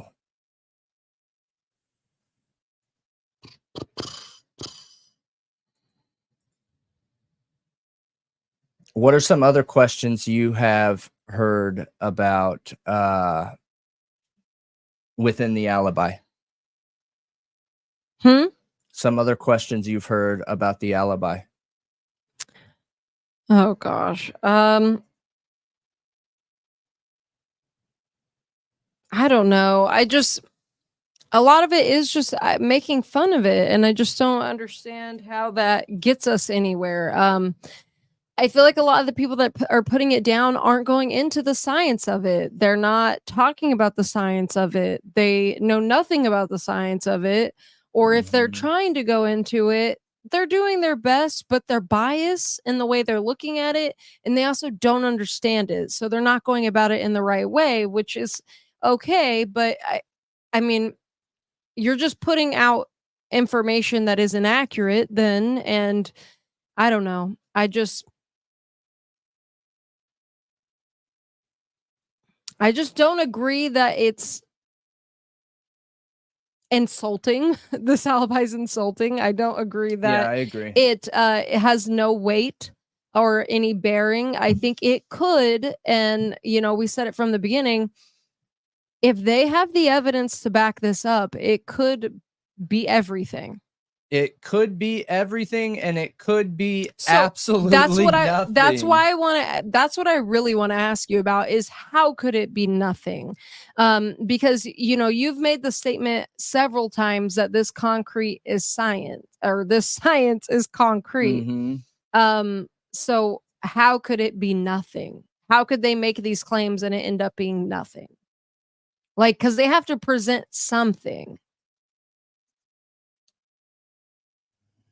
You know what I'm saying? I do know what you're saying. I'm just trying to come up with an example idea of what I think we could see in court. Okay, so they would need to discredit the expert witness, okay? And it's going to fall on the shoulders of the defense to be able to prove why this is a concrete science and it's not up for debate, okay? That it's not a subjective breakdown, which is the thing that I've been trying to help people understand from the beginning, that listen, you're going to get exact numbers or percentages on the likelihood of it being reliable. That is not a subjective matter, whether he could be in this area or he couldn't be. Okay, if you have enough cell towers, they can literally watch you walking around a car using the cell phone triangulation technology. GPS could be similarly strong if you have multiple apps or things to help you back up that statement. An example of that would be like what we talked about the other night, whereas let's say there's enough evidence to prove Bryan Kohberger started driving southwest instead of over this area right here, right? Instead, he started driving southwest over to Wawa Canyon, and then he loses cell phone service, right? Or this is really important. Everyone is claiming that Bryan Kohberger seems guilty because he turned his phone off during the time of the murder. Listen, the PCA does not say that. It says that his phone was not communicating with the network. So could that be turned off? Yes, he could have power cycled it off. Could it be that it lost connection? Yes, absolutely. It could be that his phone lost connection. I want to see the evidence of him turning it off before I believe that he went ahead and turned it off. Now, So let's say they have evidence of him driving that way, southwest, right? And then they have pictures, and that picture's metadata gives images of Wawa Park, and it also proves the time and date that they were taken and possibly the GPS location. If you have him starting to drive southwest and then within a reasonable amount of time taking pictures in an area that he claims to be hiking, that is pretty good evidence. Like, really good evidence. That is really strong evidence. And this idea that, like, hey, but there's nothing that says he had his phone. I don't ever want to put anyone down, but come on, you guys. Like, if I was debating anyone and you brought that up to me, that would be the end of your side of the debate. Like, that is a ridiculous that he didn't have his phone. Yes. Why? Why do you consider it ridiculous? Because there's a lot of people who've been asking that, a lot, that are saying, well, just because his phone was in that area doesn't mean he was. Okay, so you're doing a couple things here. You're simultaneously bringing up this question because you think that it's strengthening your argument in the debate if somebody believed he was guilty and he's bringing up that question, okay? But not realizing if you bring up this idea that Bryan Kohberger didn't have his phone, then you're simultaneously giving into the fact that there could be a co-defendant, and you now have police that are, you know, so bad at their job that they didn't arrest a co-defendant. What other options are there? I mean, yeah, at 3 a.m. His car and his phone were together. The only other option is that there's a co-defendant if he didn't have his phone. It's the only other option. And you're still claiming that he did this crime, then yeah. And that's only one argument. Then I would go into this idea of, okay, great. I'm glad that you brought that up, that, hey, well, there's nothing that proves he has his phone, okay? One, I think there's a massive argument that could prove that he's either good with his phone, has it most of the time, he's not the type of person that forgets it, and things like that, which I don't know any of those things. That's just an argument. But then you're also bringing up the argument that the same thing goes for the DNA then.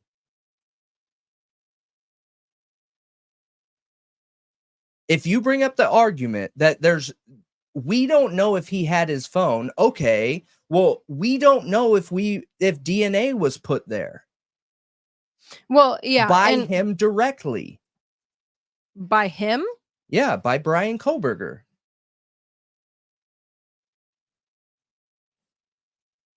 He put his own DNA at the crime scene? What? You're saying we don't know if he put his... Look, the major argument for DNA is nobody knows how DNA gets there. Right. Okay? Like, the only way it could get there is him being there. Yeah, the argument right now for people that believe Bryan Kohberger is guilty is there's DNA on the crime scene, therefore he has to be guilty, okay? Because how else would it get there?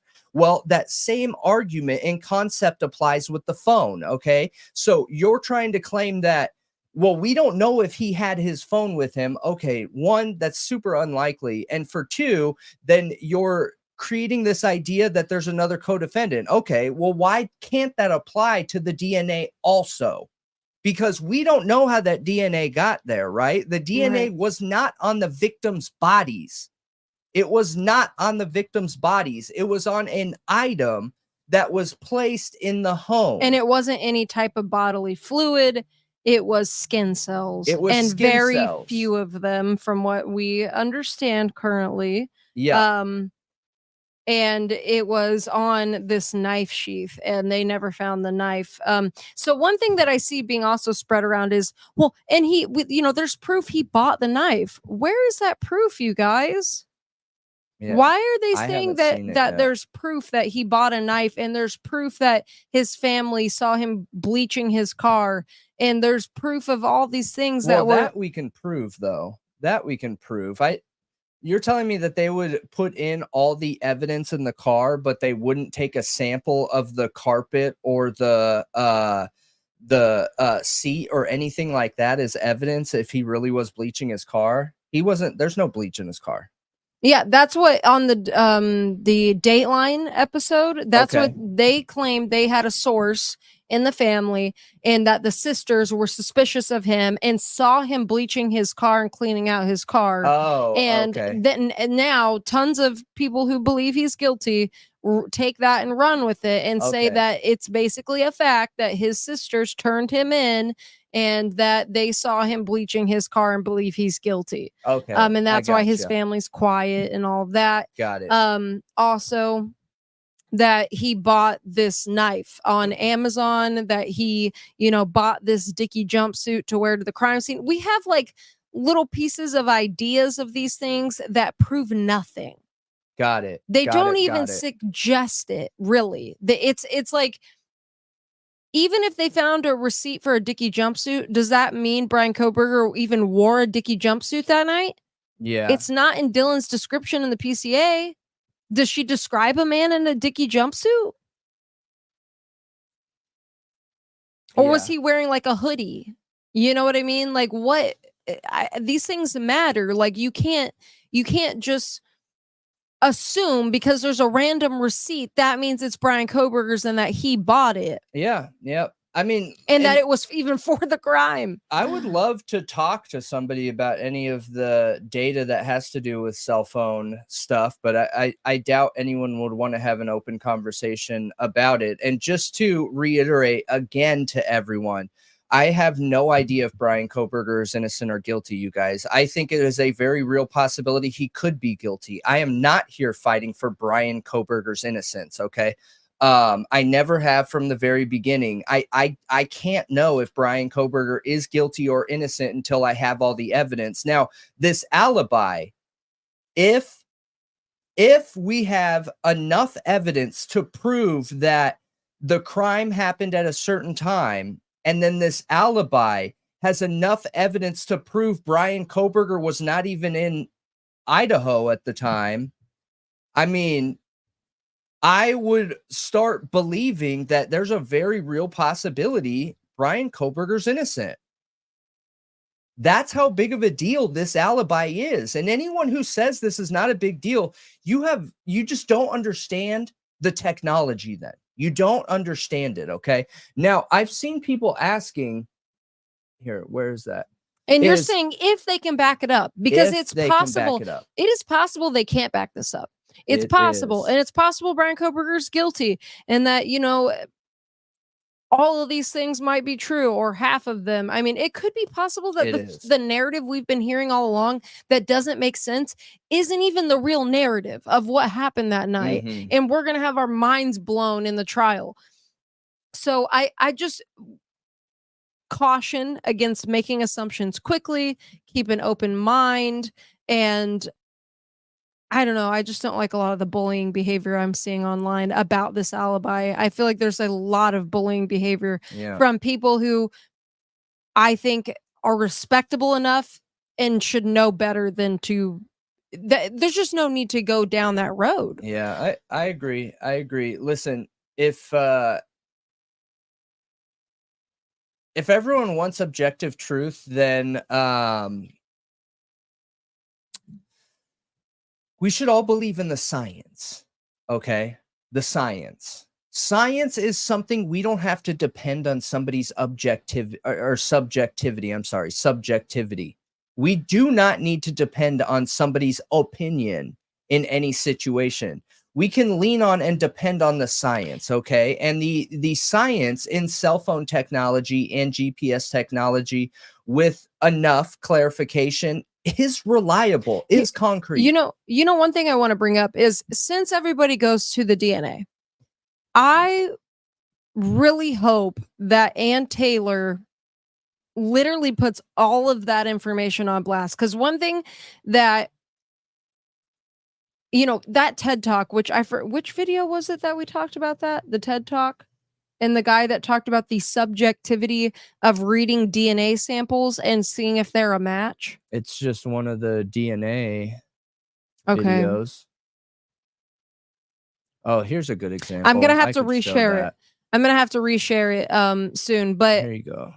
basically, we watched a TED Talk of a DNA expert who talked about how reading samples of DNA in crime of like a case like this where you have a degraded sample that isn't perfect and you have a buccal swab, and comparing the two is subjective a lot of times, and that they're not, and his solution to this was blind testing, not allowing the people reading the sample to know anything about the case, not allowing investigators to come in there and put their own 2 cents in on the reading. And also a lot of times investigators are the ones doing like things like IgG and things like that when they have only taken a small course and really shouldn't be doing that. It should be left up to experts. Like the science needs to be left up to the experts who went to school for it, the scientists who know what they're doing. I don't believe that. What do you mean? I don't believe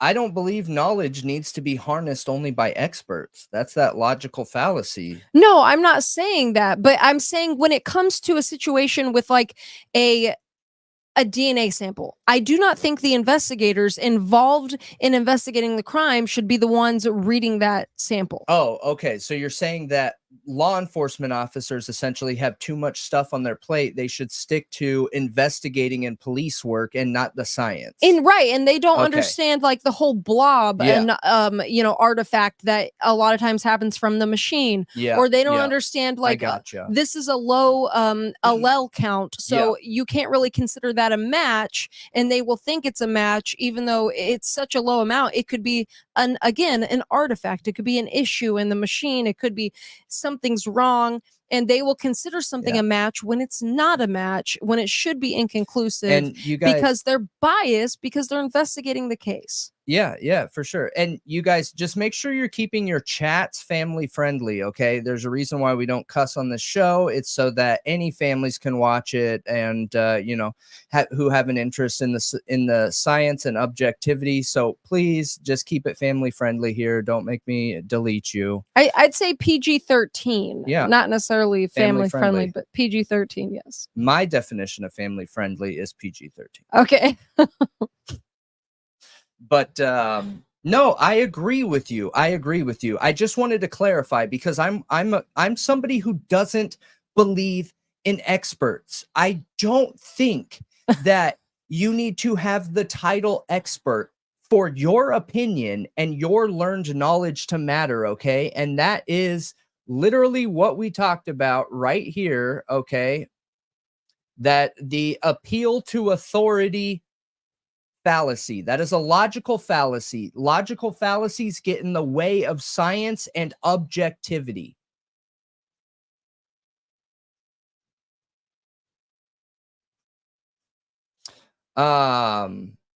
Okay, so going back to this here.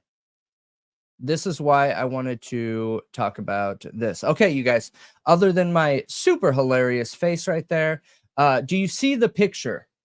Okay, so for anybody that's new here, I want to give a brief rundown of exactly how cell phone triangulation works. Okay, so can you guys see my mouse here? Yes, you can. Great. Okay, so we're going to focus on this tower right here. Do you guys remember the picture that I drew the other night? Yep. It was a really bad example of what you're seeing here. Okay, now each one of these sides are going to be labeled like A, B, C, okay? And then each ring is going to be numbered 1, 2, 3, 4, 5, 6, okay? Now, let's assume that Bryan Kohberger is in an area with one tower, all right? Mm-hmm. And let's say he's right here where my mouse is, right? That would put him in the 5th sector on the on C5. He's in the C5 area. Okay, so he's on the side that's the C, and then the 5th one out. Now, when you only have one tower, they don't know where they're at in this right here, this whole area. Now, let me give you an explanation here. So this to here is 12.6 miles in this example. And you're saying that they can't tell. where They you're at in cannot that tell. 12 miles. No. They can get it down a little bit. So look, there's 6 sectors, and this is 12.6 miles. So we can assume from 1 to 2 is 2 miles linearly. Now, that's just 2 miles from 4th line to the 5th line, and they wouldn't be able to tell where you were in those 2-mile range. Okay. Not to mention all the horizontal area too. Okay. So that's why one tower is reliable in its numbers. It is just not precise enough. It's not precise enough. But when you add a second tower, okay, like this green one here, we now can break it down in further. So like if Bryan Kohberger was right here where the mouse is, I'll leave it right there, okay? Then you could see that he is on the red tower, A5. He's in A5, okay? And then on the blue tower, or the green tower, I'm sorry, the green tower, he would be in C1, 2, 3, 4, C4, okay? And look, in 4 and 5, it only overlaps right here. So this giant 2-mile by probably 15-mile area that they wouldn't be able to know where Bryan Kohberger is in has now been cut all the way down to 2 miles by 2 miles. Ugh. That is way more precise. Like way more precise. Yeah, but still not precise enough to put you on somebody's doorstep. Correct. Yep. But then when you add this third tower here, and we'll use this red circle as the example, okay? They would be able to tell that you're in B4 in the red one, and then you would be on C5 on the green one, and then you would be in C5 on the blue one, which would limit you down to this tiny little sliver here. And it's precise, okay? Mm-hmm. And it's precise. So that is a really, really good thing. A really, really good thing. However, as we know, look how few the towers are here in Moscow. Where's my map of them? Is that it? I'm curious how this will be presented to the jury. I'm really, really curious what the state is going to present and how the defense is going to counter it. Because, you remember when we saw all those search warrants coming through to the applications and we were like, oh, are they digging for background application data? And it was like well into 2023. And we were like, why are they doing that just now? Yeah. Yeah. Like months after the crime, they were whatever data, background app data. That's, yeah. So okay, there it is. Okay, so this is where the towers are. These are the towers in Moscow. It's at the Water Tower, the Theophilus Tower, and then down on Paradise Ridge, which is the most southern one. And I don't know if you guys remember the picture that we just watched, but the further out you are from a tower like this one right here, you guys see this one all the way at the bottom that is so far away from King Road, the further out you are, the less precise that RTT is going to be. So this one is far. It barely covers it. Barely covers it. It does. So that's interesting. And look, I wish the technology was simple. I really do.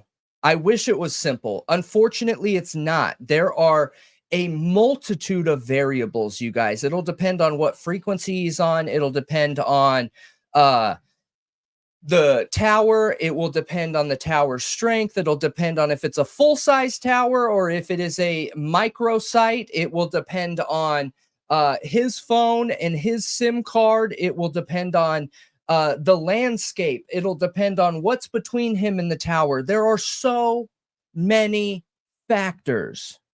So many factors, you guys. It's not simple, and I wish it was. I really, really, really wish it was. Okay, let's get into some of these questions here.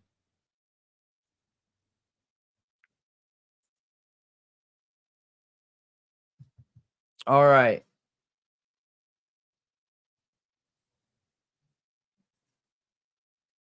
Why is it not showing me that top one? That's weird. Can you press on it?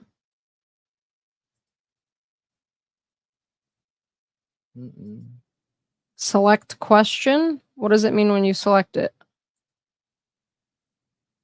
I don't know. Oh, okay. So what do you think would happen if Bryan Kohberger and the defense's expert find different evidence with the location data? Basically, expert versus expert. Yeah, that is a realistic outcome, but not in the way that I think you're asking this question in. You're asking if the evidence that they're going to be able to give in regards to Bryan Kohberger is subjective enough for two different experts to have two different opinions. In my opinion, I don't believe that this science is that fluid. I believe that it should be able to give you a really hard piece of data around the general area he was at. Now what I think we could see is we'll have an expert come in who will say, oh yeah, this picture was taken here and this was in this way and that was in that way. And then the prosecution's expert will come in and try and discredit that expert. That's what I think we're going to see. Right. So they're not going to be arguing necessarily the evidence. You're saying they're going to work on discrediting the expert witnesses. Yep. I do. But we do see experts come in with totally different opinions on their data and what the now I don't know about cell towers. That's one that honestly I don't know that I've seen a ton of conflicting experts in court yet to really know. I'll have to look up some cases to look at that. But does a phone log location when it uses Face ID? If so, that could prove who it was using the phone and where. Great question. I think that is a phenomenal thing to bring up. So for unlocking the device, no, it's not going to save the location of the unlock of the device. However, could the face login be used to log into apps? Yes, it can. There are apps out there that you turn on Face ID to log into, and those might save the GPS location. So great question. Love that.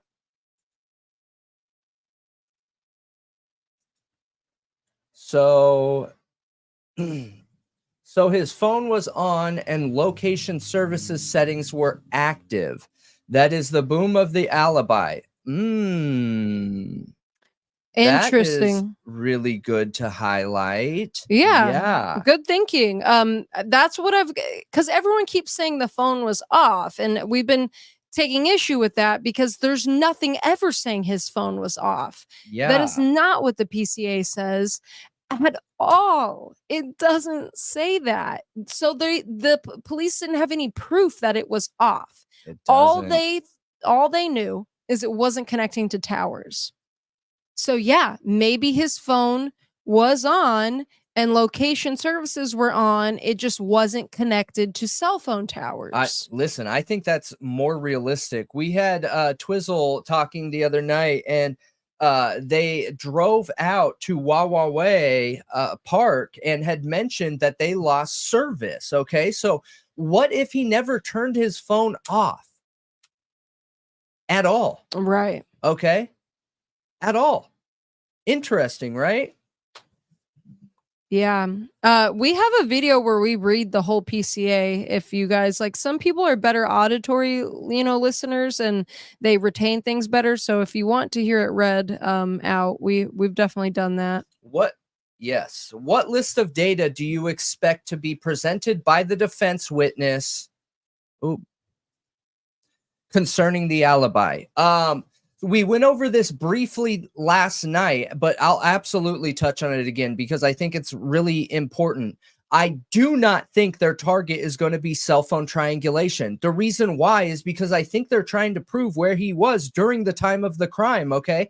And we know that his phone wasn't communicating with the network during that time. So their only options are either A, have enough evidence to prove that the time of the crime is not the time that they said it is, and then change around where he was and why it couldn't relate, right? Or they are going to concede that the time of the crime is what mainstream media and law enforcement is saying it is, and he wasn't in the area during that time.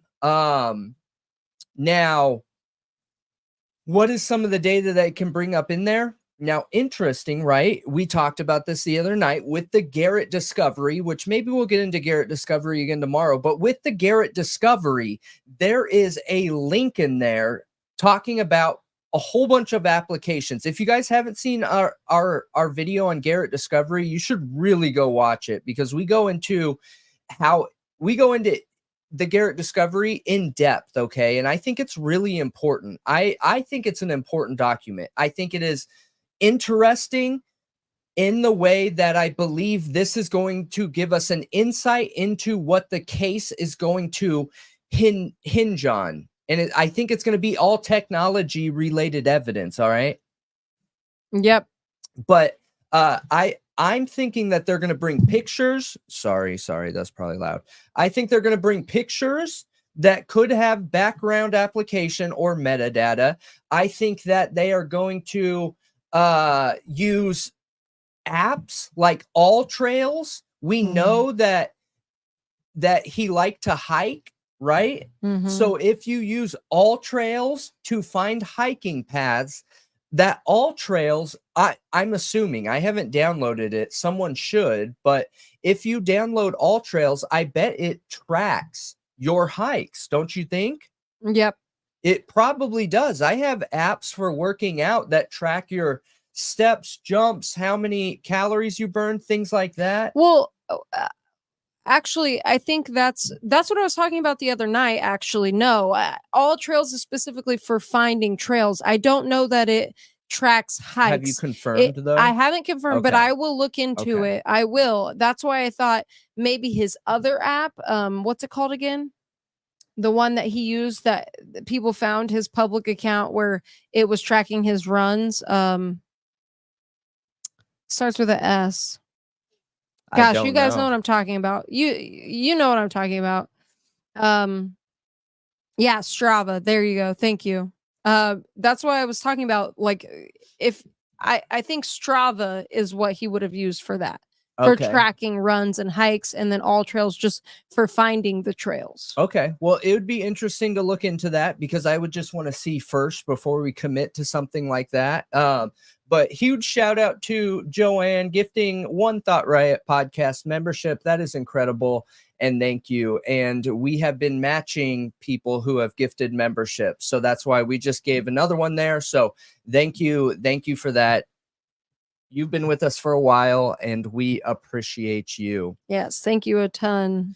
And for the other couple thousand people on the other platforms, just a reminder, if you want to engage in the chat, you can find us at YouTube and search Thought Riot Podcast. And the chat's doing great, having a good time here. Yeah. And taking and they're involved with the Q&A. So but anyways, I think that app data could be presented. I think I do have Twitter pulled up, by the way, though. If you're on X watching, I do have the chat pulled up on there just in case somebody wants to ask a question on there. Okay. Go ahead. I forgot that I meant to post the Twitter link. So here we go. I just posted the Twitter link, you guys, for our Twitter.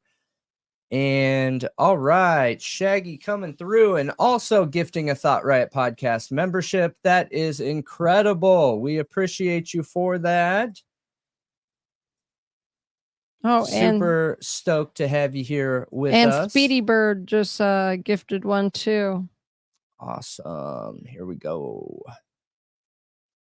Oh, Venera. Oh, it's good to see you. Haven't seen you in a while. Congratulations on the membership.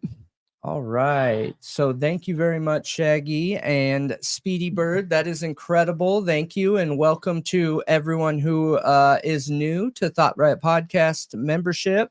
We have a whole bunch of membership videos out there, and we try right now to go on a members only at least once a week, but things have been hectic as we're getting a new studio and everything else. So bear with us. It should level out here eventually. But yeah. So I hope I answered your question. Happy. What else we got here? I don't know, but I'll be right back. Okay. About cell phones, the PCA doesn't have a map of all the little dots for locations of Bryan Kohberger's phone. They rely on camera footage showing a white car going a certain way until the 2:53 time frame. So you marked that as 1 out of 2, but hang on, I don't see the second one. It's only giving me 1. Okay.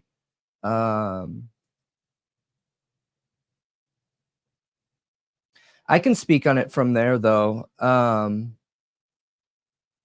Wait until 2:53. What is a link? Budget analysis in simple terms. But yeah, you're right. I think it's really important that we remember that they aren't only relying on cell phone data. You're completely correct there. They are using cell phone data paired with pictures of his car. And that's really, really, really important, you guys. Really important. And I think that's why we have in the PCA, we have. Oh, I'm sorry. I'm getting mixed up.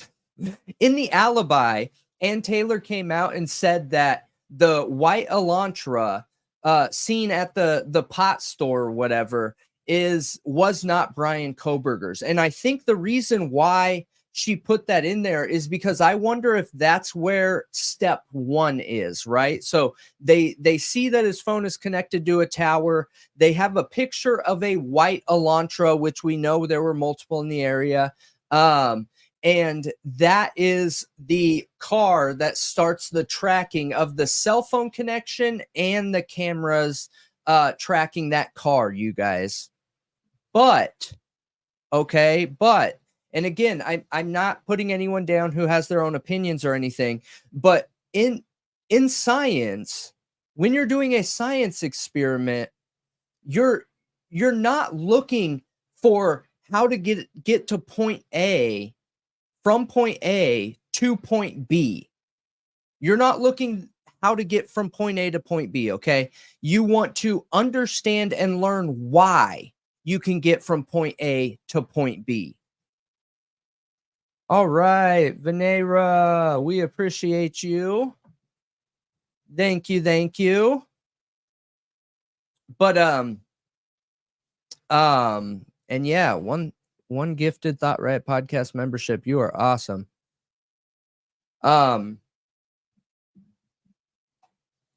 But yeah, so when we're looking at this theory, you guys, I have a really hard time when people are willing to say, yeah, he's guilty, and this is great evidence, without even being willing to look at other possibilities. Because look, the simplest answer is not always the simplest answer to everyone.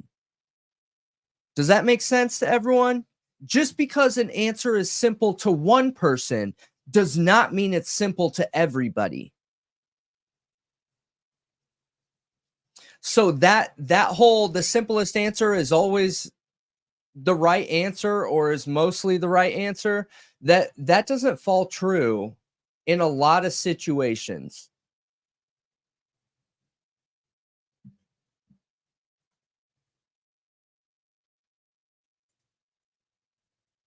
All right. Is geo-blended data just background app footprints, or does this include other things? Does metadata include timestamps? Yes. Yep. So geo-blended data, depending, and that's your question, Greg. But geo-blended data, just background, is geo-blended data just background app footprints, or does it include other things?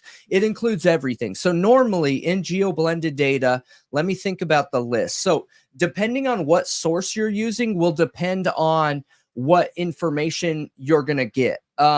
So the basic is, yes, it will have the time. It will have your location, your GPS location.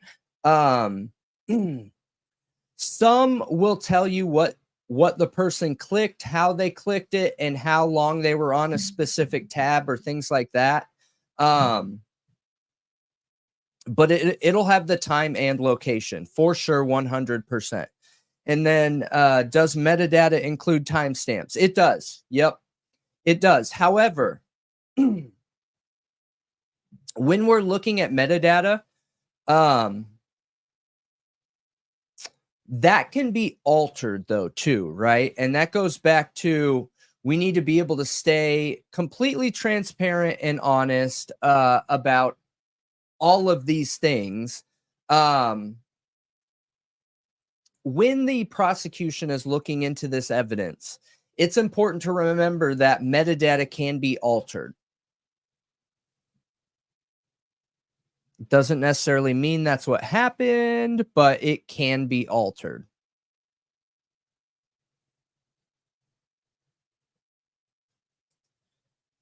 Okay, so someone asked, well, let me read this one first.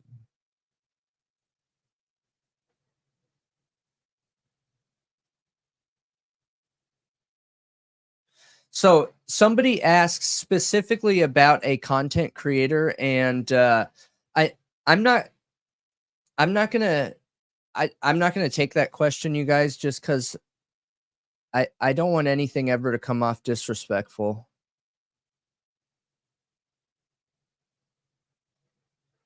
Can you remote control something with cell phone towers, such as a vehicle, when Kohberger slept? Drive the vehicle with nobody? Yeah, you can. Not his vehicle. And there would be a ton of evidence around that computer. But can the new Teslas be remote driven? Yeah, they can. And I think that's a very real possibility in the very near future, but I don't think it's a possibility here.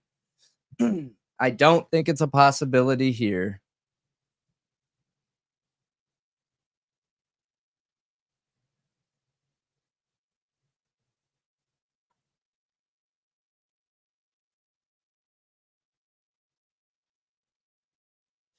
Are you thinking the defense will try to use GPS location too, since there weren't 4 towers for cell phone triangulation?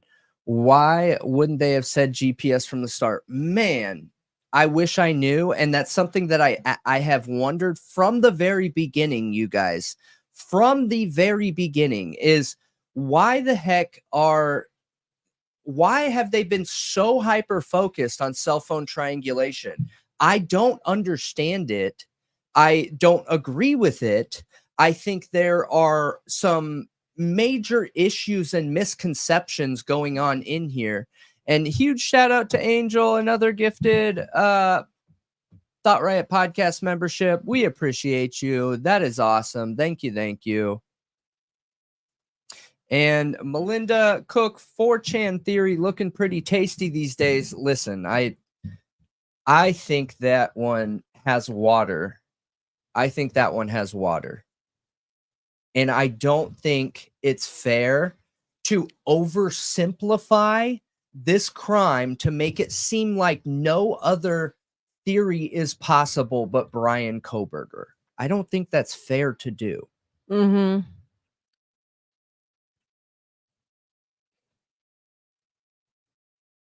You know? Yeah. Yeah, we'll reapproach 4chan again, you guys. Yeah, we will. So I meant to say earlier that somebody was in here saying that strange suspicion brought them, and I meant to shout this out way earlier, but I forgot. Oh. But thank you very much for letting us know that. Yeah. And shout out right back to Strange Suspicion. She's been in here several times showing support and, you know, engaging in the conversation. And she's a content creator, you guys. If you didn't know, if you've never checked out her channel before, and I really like her editing style. I really like, it's like art. It's a piece thank of you, Melinda. every video is a piece of art.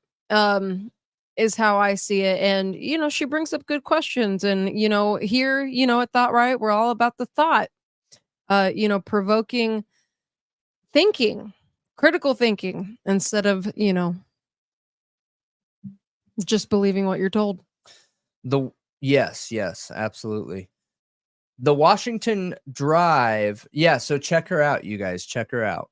But the Washington Drive from Pullman to Wawa Way and back, could Bryan Kohberger have utilized the Idaho Tower instead of one in Washington, specifically the one listed in the PCA at 448 connection? Yeah, so I think this goes into the question about his location. So there was some questions about, is it possible for Bryan Kohberger to show as being somewhere else on a cell tower, just completely separate from where he's at? Is it possible that Bryan Kohberger was in Moscow, but his phone showed that he was somewhere else? Like a false location? No. Not possible. Unless somebody did it intentionally. Like, I mean, copied his phone or something. I mean, gosh, that you would have to go through a lot. Like, even pretending that's a realistic possibility, I just have a hard time with, because how that would have to be possible is if, you know, they chose, and you guys, I don't believe this, but the only way that could happen is if somebody chose to set Bryan up before the crime and they copied his SIM card and simultaneously, you know, did what they needed to do with his SIM card copied in a different phone and made sure Bryan Kohberger's phone was turned off. It's just very unlikely. So, very unlikely. Elliot in the chat said GPS spoofing. What is GPS spoofing? GPS spoofing is just spoofing the GPS that you're in a different location than you are. However, I don't know if most people know this. So that's fake. Okay. Without getting in too much of the science and details, that's fake. What do you mean? It's not possible. So it's just like a VPN. Okay. So like on our channel, all the issues we've been having and stuff, people use VPNs to make it look like they're somewhere else. Okay. But they don't understand that in order to use an application, that application has to have your real location.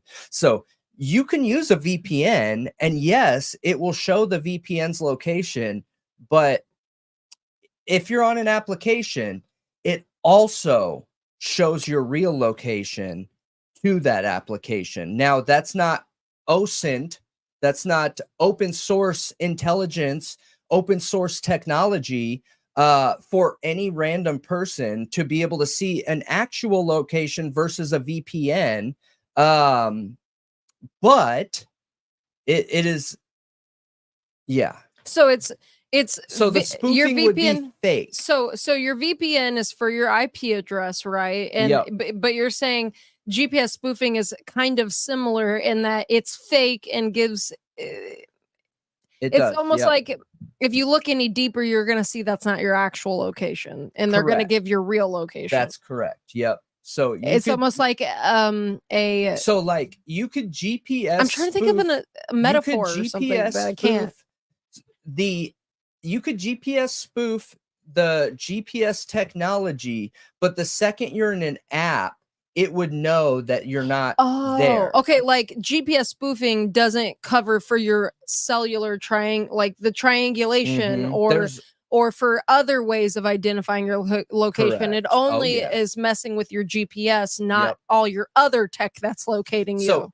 And here, I'll give another example. There's only one way to truly spoof your location, you guys. It is gaining access to another technology device and using that technology's device to then log into accounts elsewhere. That is the only way. Otherwise, people that think they're safe using VPNs because that IP shows location, things like that, it's not. So when you're using YouTube sees your IP and it uses that IP as location data, but it also knows your actual location. And that's how most apps function, you guys. That's how most apps function. Angel, you really got to know what you're doing to like truly make it seem like you're somewhere else because of GPS and geo-blended data. I think Angel D messed up her question. Did you get to it yet? Is that the question you're on? She said it meant to say something else, so I was just trying to figure out. Okay, let's see here. If Bryan Kohberger was higher up, could he connect to a further away tower? No. Great question, though. I love that question. And so on all network towers, whether they're cell phones or they are GPS bases, okay? All the antennas are slanted like this, you guys. Okay. They're slanted down like 10 degrees or whatever. And it's not just open airwaves above. That's okay, Angel D. Don't worry about it. Yeah, it's not just open airwaves above, you guys.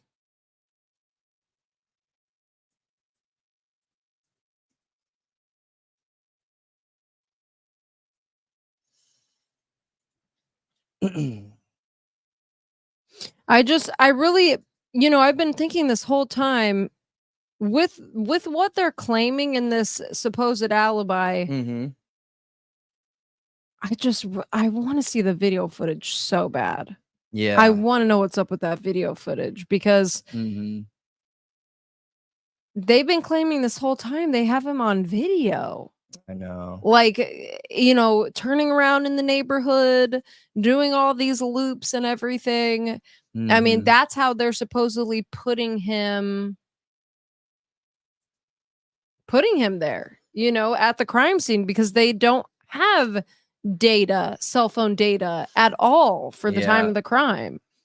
They're putting him there, with footage. So what does that footage look like? Yeah.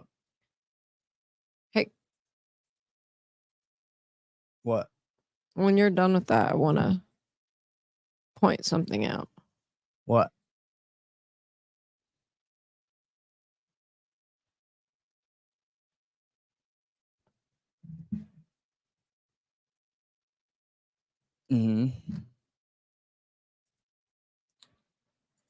Yeah. So, okay, let's get back into it here. Someone was saying the link up top wasn't working. I apologize for that. I'm not sure why, but I see your questions here. So maybe it looked like it wasn't working, but it was.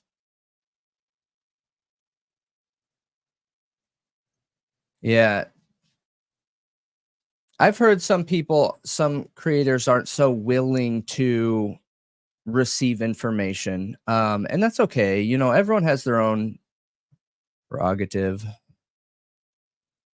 Here's a question. Do you think the defendant has a greater knowledge of technology being discussed compared to the average Joe? Absolutely. Absolutely. I do. Wait, what?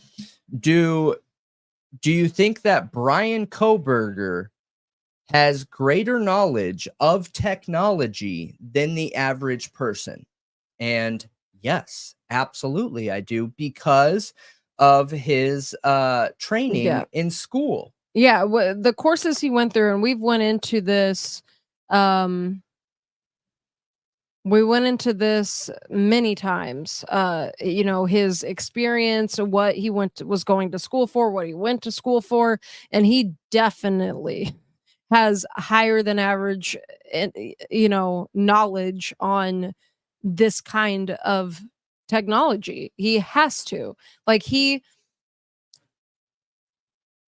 I don't know. Actually, I need to look into why exact reasons he was applying to the Pullman Police Department. I know there's been a lot of people who have looked into that deeper, but I haven't really looked into that a ton myself, so I haven't retained a ton of knowledge on it. But I know it's said that he wanted to come to the rural area and work for the Pullman Police Department to help them with IT side of things. But the narrative that has been used to explain that, I'm not sure if it's true or not. So I need to look into it more to understand it. But at least we know from what he went to school for, he definitely had a focus in forensics and technology specifically. Yep, he did. And psychology both. He did. And that was like the two main things. So what is the accuracy of GNSS RTK in high elevation topography and forested areas? I don't know if you're just asking that question to see my level of knowledge, but that wouldn't have anything to do with this case. But GNSS technology is ground level, so I'm curious what you mean by high elevation topography. So those are just basically data boosters on the ground, is what they're talking about there. But it wouldn't have anything to do with this case. So all it does is like suck in. It's like a mini tower. Okay. It's a mini tower for GPS. Could BK be an undercover cop? They are trying to bust the major higher ups of some frat leaders. And I don't know, but it's an interesting topic, and it sucks that I can't reread it to understand it unless you click on it so that it pops up. It won't pop up. It pops up here for me. Okay, so at the top of the live chat when you click on it. Okay. You were doing it earlier. Yeah, it just was causing some lag. So. Oh, okay. Well, that's okay. Okay. Did it do it? No. Oh, yeah. Okay. Could Bryan Kohberger be an undercover cop? They are trying to bust the major higher ups of some frat leaders, maybe. But yeah, what I was saying, you guys, is that's a super interesting conversation that immediately goes tin hat, right? Because do I personally believe that the US could create a situation where they had somebody, an agent, a representative of theirs, go undercover to try and bust somebody of a higher value, or somebody of a major mafia type group? Yeah, maybe I don't know, but maybe it's interesting. I think that a lot of evidence people have brought forward about why Bryan Kohberger was targeted is interesting. I think it's a very interesting conversation. The only thing I worry about with this topic is when we go down this topic, a lot of times, because it feels so tin hat theoretical, it devalues a lot of other arguments. You know what I mean? Mm-hmm. So yeah, I I don't know. I think him being undercover, I'm not sure. I don't think so. It seems like, I don't know. I just have a hard time believing this story would be as big as it is if that were the case. I think they would have suppressed it significantly, and Yeah. not very many of us would be talking about it. Right. So just so you guys know, most of the questions are supposed to, I know some of you are going to have issues clicking on it because you did last time too. But at the top of this chat, there should be a little bar that pops up that you can click on, and then it should say ask a question and you can ask one, and it'll go to a specific feed that we can click on and see like those are the questions. They're supposed to be surrounding cell phone data, but it's okay. I saw some people made the mistake of asking just any like other questions, and that's okay. Don't worry about it. But um Rolo asked why, when Ann Taylor asked for the recordings of 2 interviews before he left to Pennsylvania, they didn't deny having the interviews. They denied recording only the FBI one. I don't know. And I honestly, we were talking about that the other day, like which interviews were recorded, which one wasn't recorded, because I know that there was an over the phone one too. I have no idea. I think the whole interview thing is weird in this case. It's really weird. Yeah. It seems just odd. It doesn't seem Mhm. standard. So I'm really curious when we go to trial in this, are his interviews ever going to even be brought up in the trial? I'm really curious. I'm not sure. I don't know. Okay, what do we got here? So and just a reminder, you guys, there's a few questions in here specifically talking about certain creators. I don't want to open that door. I'm sorry.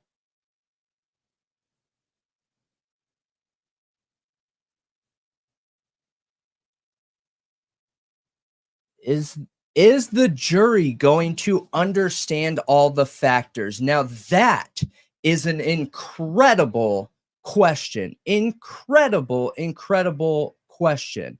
I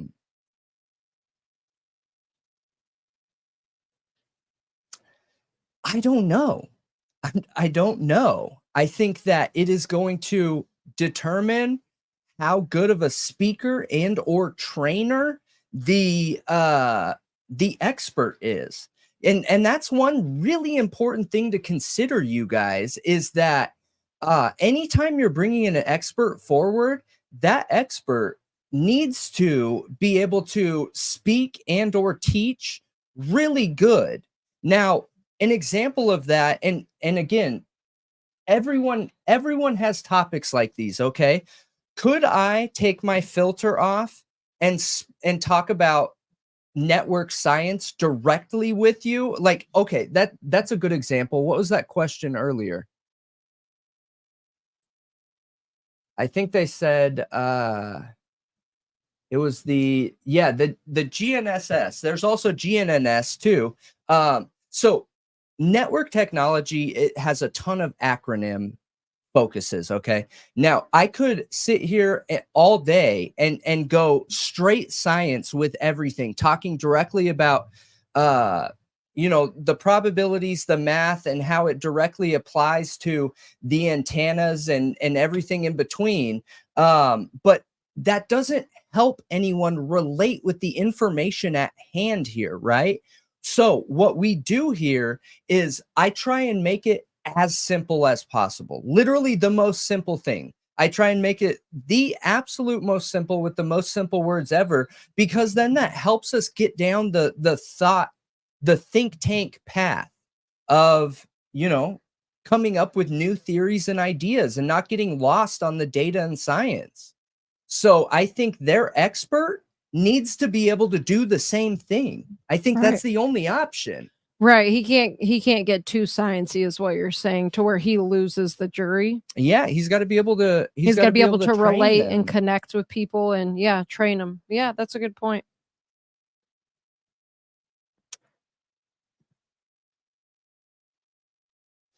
Can you bring up cell phone tower coverage in Union, Washington and east of Johnson Washington, I can. I'm not going to do it right now because it takes a while. But I can, and I will bring it for another day. I'll bring it for another day. So, Leslie asked in the chat, without a video or picture, could it have been anyone driving and using his phone that night? So is that a possibility for you, is what I would say. So would anybody ever be using my phone? No. No. So my personal experience, I would want to know why someone would be using his phone. And then I would immediately look to his past and think, it is his history supporting other people using his phone. Well, because people that forget their phone, lose their phone, let other people use their phone, that they have a history of doing that. Well, unless you're going to say he intentionally gave it to somebody else to have them go drive around with it while he was committing this crime. So therefore he had an accomplice who was intentionally driving around with his phone that night, to make it look like he wasn't at the crime scene when he really was.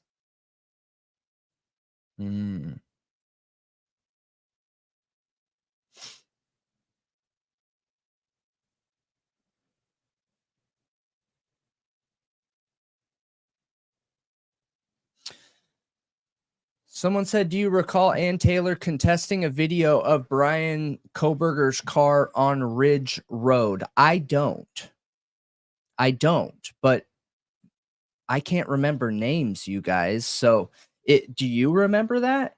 Wait, what is it? I don't remember. Recall Ann Taylor what? Do you recall Ann Taylor contesting a video of Bryan Kohberger's car on Ridge Road?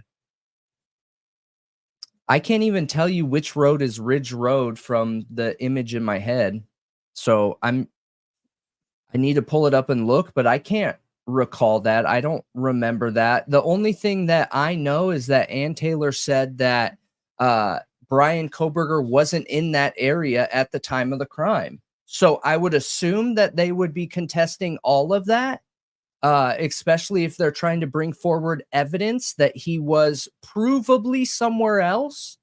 Yeah, I think CH in chat is right that she talked about him going the opposite direction on Ridge Road, as like he was going the opposite direction from the crime scene of where he should have been going.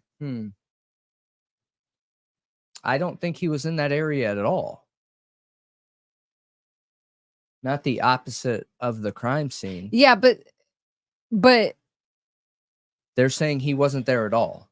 Yeah, but previously, that's the point, is that previously she claimed that car was going the opposite direction. Does that mean she's confirming that that is his car? I don't think so. She's just saying that car is going the opposite direction. But I mean, if this was in court I'm really with words confused with that. What do you mean? So not during the time of the crime, we're talking about another day? No, during the time of the crime on video. Well, then obviously she's not contesting that. She is, because he's not there. No, she said specifically the car was traveling the wrong way. Oh, so that's they're what she was trying to saying. use evidence to make it look like it's Bryan Kohberger's car, but the car is going the wrong way? What?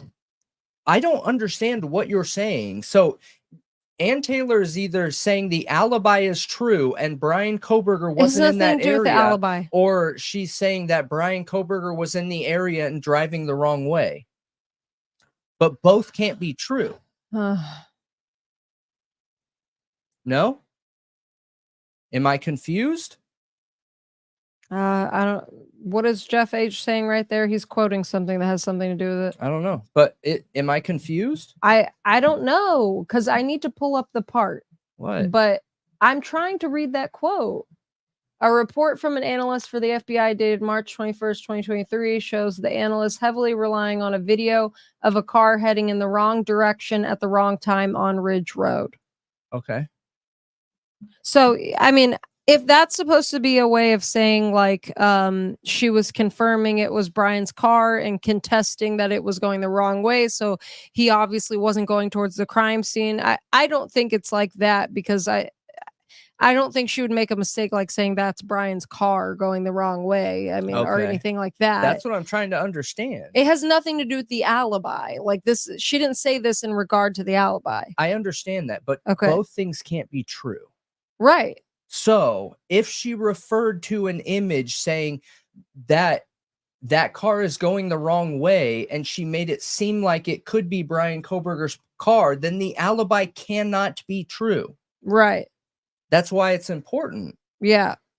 So that's why I was curious. It is important, but I need to see the full document to understand.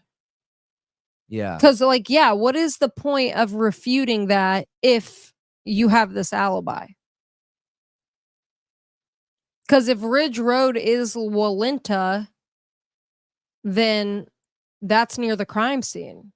Yeah. So is she just calling it out to say like the cops are incompetent, or is she calling it out trying to refute that as in Bryan would have been going the wrong way? Like I need to read the full context of the document or hear the full context of what she was arguing to understand better. Yep. But yeah, I agree. Not both can be true. Yep, I agree. That's why I was really confused. I didn't understand, but yeah. Okay. So going back here, what do we got? Oh, this is a really important one. So can Bryan Kohberger's eyebrows catch a radio signal such as lash triangulation? Maybe. Are they metal eyebrows?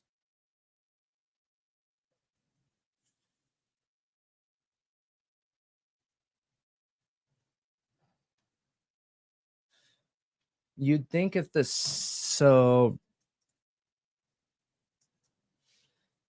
you'd think if the state had GPS, they'd have exact GPS coordinates during the camera views in Pullman before his phone was shut off.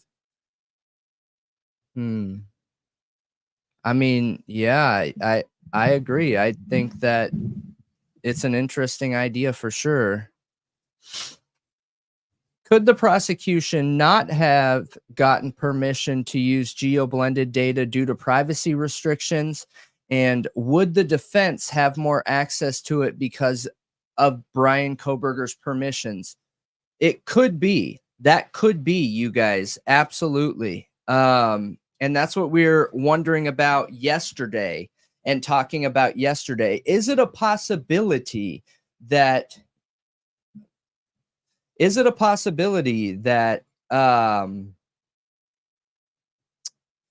that Bryan Kohberger didn't give the state access to his phone, but gave the defense access? I think it's a very real possibility. Yeah. Mark it down for another.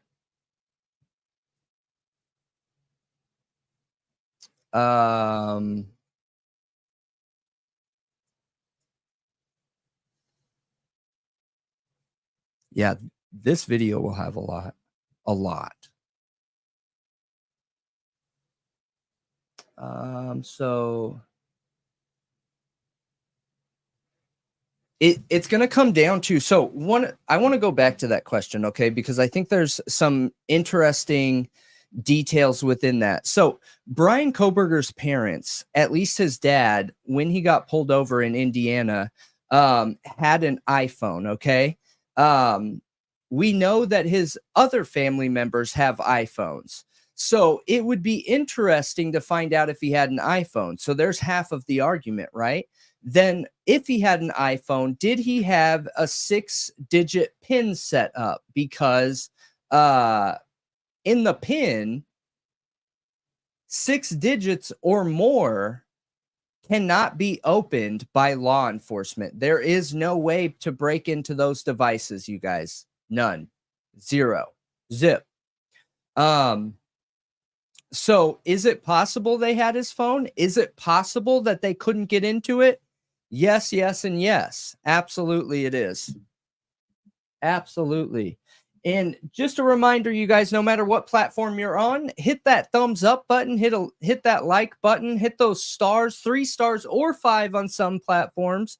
Leave a comment under the video, and we appreciate you for it. That just helps us continue to grow, you guys. It helps us continue to grow.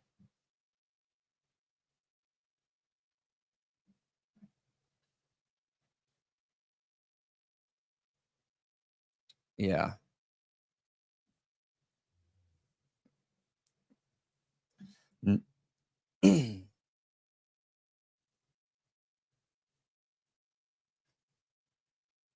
Yeah, it is happening. It is. Sorry, I can't highlight that comment. Someone was just asking about, because I haven't put up on the screen what I've been showing people or whatever about the video being messed with on the views and the average times and things like that. Yes, it is absolutely being messed with. This one will have a ton of marketing money on it. All right. Does crossing state lines confuse the phone?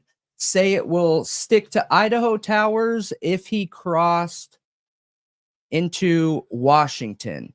No, that should not, because I don't know if you guys have ever drove past different time zones. I don't know if you've driven past different time zones, but when you're driving from one time zone to the next, a lot of times you'll be in that new time zone for a good amount of time before it changes. A couple different reasons for that. One of them could be coverage. One of them could be that it's just not updated with the network yet. It hasn't realized that you've crossed over that time zone line, because time zones are created by us, right? By humans, same way the state is. Another one. And with those, there's no way for the phone to determine whether that you're crossing into a new state. You're going to be connected to a tower based on the cell tower strength and distance that it has coverage on. So when you're crossing state lines, each network isn't determined by the state. It's determined by the network that you're on.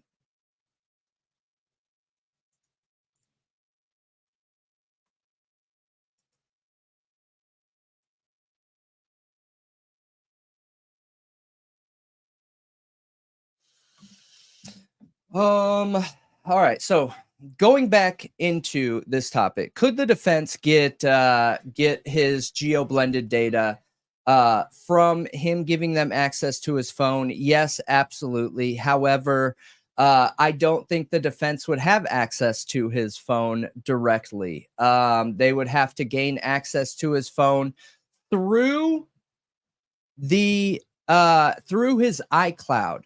Through his iCloud, you guys. Through his iCloud. Otherwise, I think the police have his phone. The police definitely have his phone.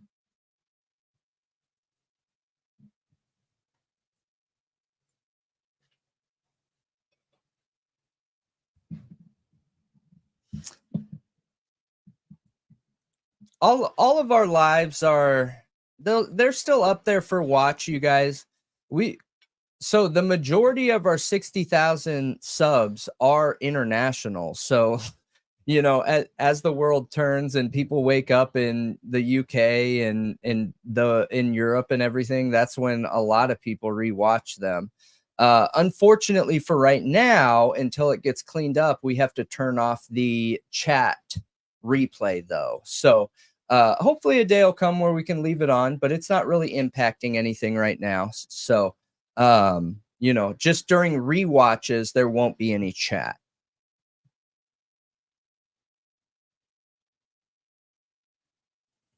Let me see. Let me try and pick out a few Oh, more that so might be a topic can- that we haven't touched on. Can I ask this? Kim asks, could his parents give permission to search his phone if they pay the bill? No. Okay. Nope. They aren't the ones who are paying the bill.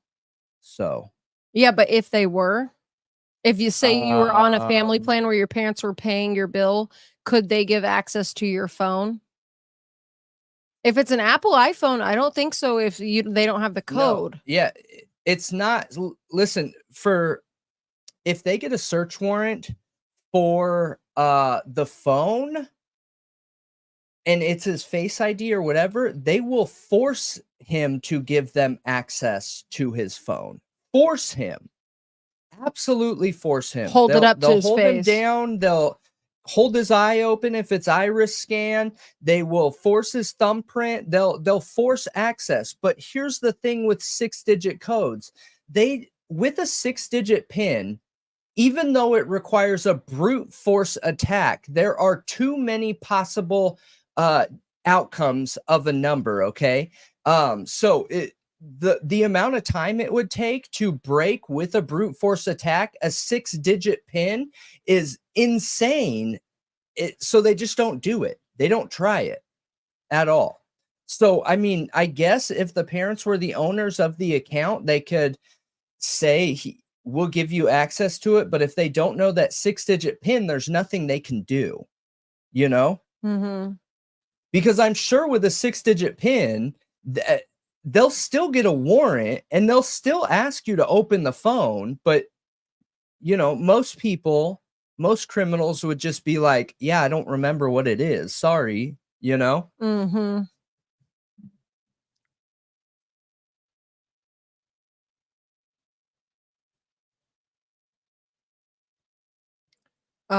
Somebody's asking for the Discord info. Sure.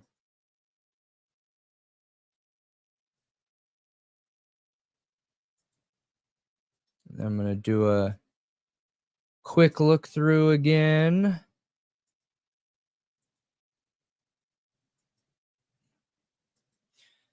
And just remember, everybody, that, yeah, we're at 3,333 again. We love the threes. So just remember, everyone, that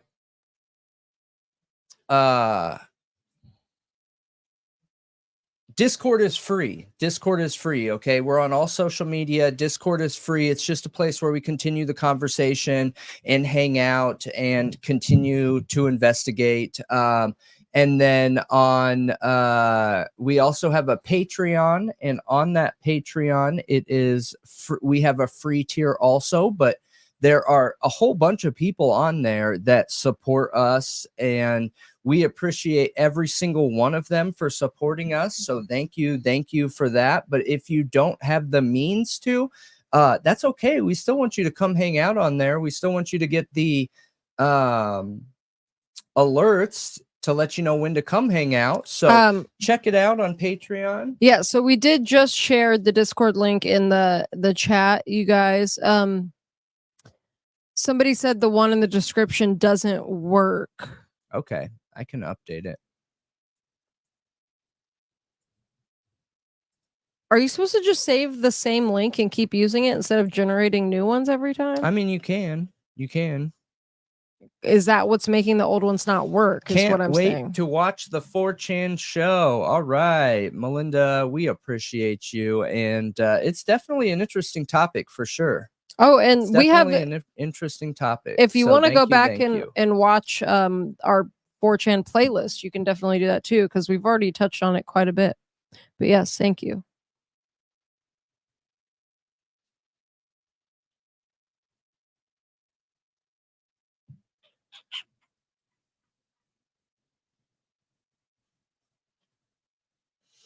The Riley Strain thing with the frat right now is interesting too. I feel like there's been a lot of true crime cases calling out frats. Do you think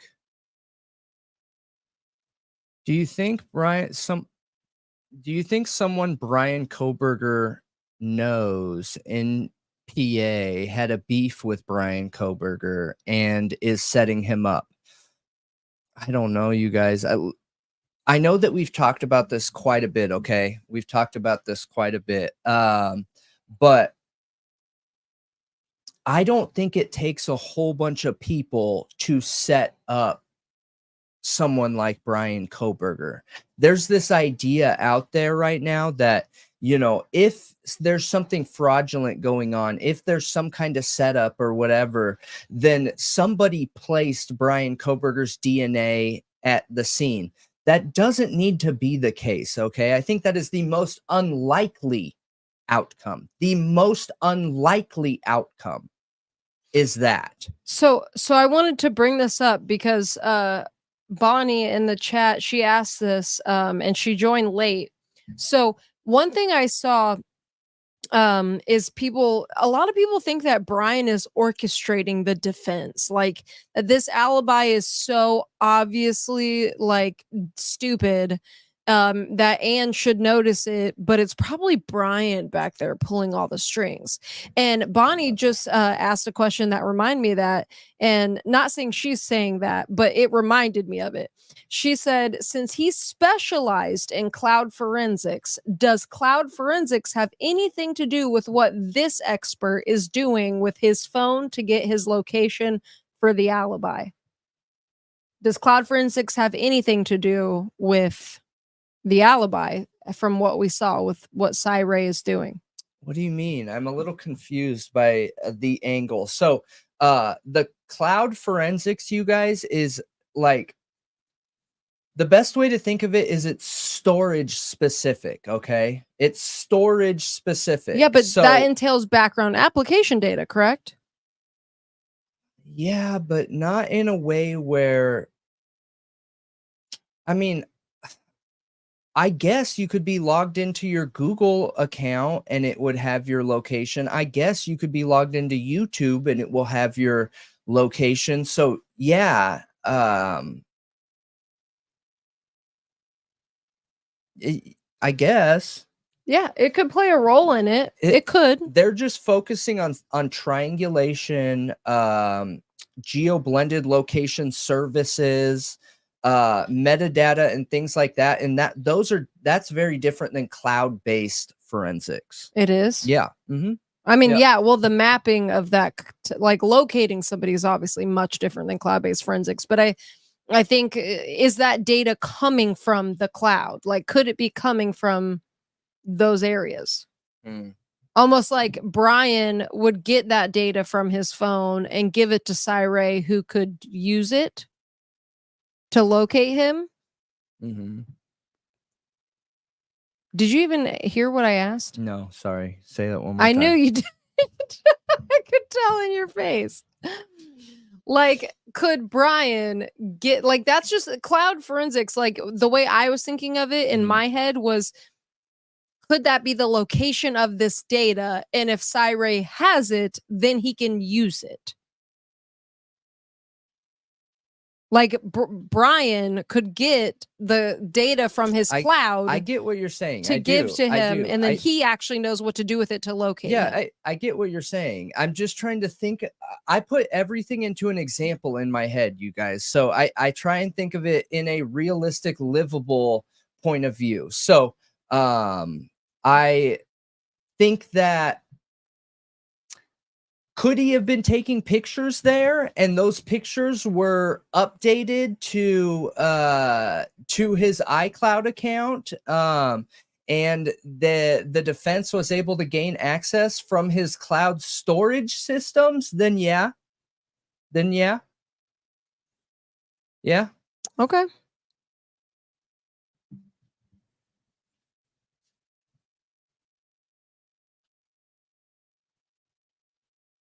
Okay, let me see here.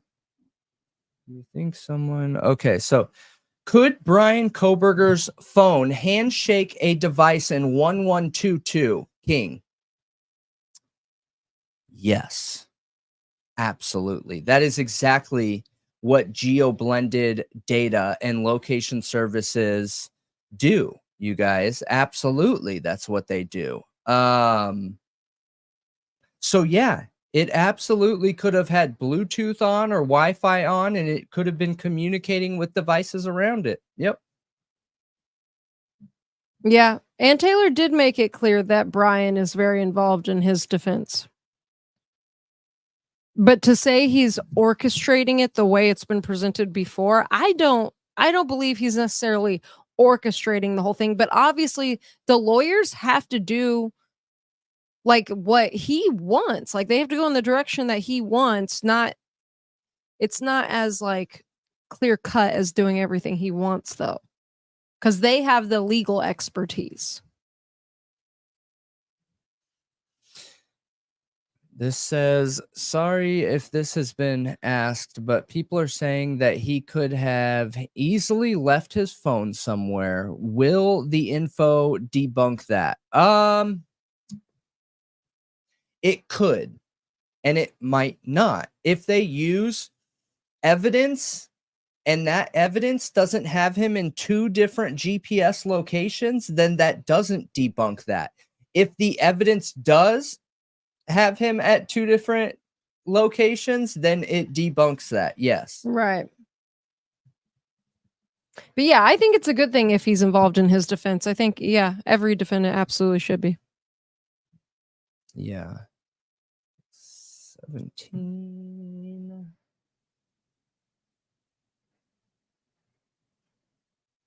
Expert. The type of data findings from the expert Cy Ray is more advanced than just having cell towers correct. So I don't know that for sure, but I believe it is. I believe it is. Yeah. Just based off the little bit, yeah, that was in the alibi. It seemed that way because they mentioned numerous different technologies that they're going to be using. Yeah, for sure. Absolutely. Absolutely. And the fact that they're literally saying RF technology. Listen, no one talks about cell phone network technology as RF technology. They just don't. They don't. Because they're 2 separate things. 2 separate things that we covered earlier. Which a lot of the people talking about this alibi who are putting it down don't understand that. They're considering it just cell data. They're using that catch-all term because they don't understand the difference, which I understand because I wouldn't have understood the difference if it weren't for Brendan. So, I mean, that's why we're choosing to talk about it. Mm-hmm. Okay.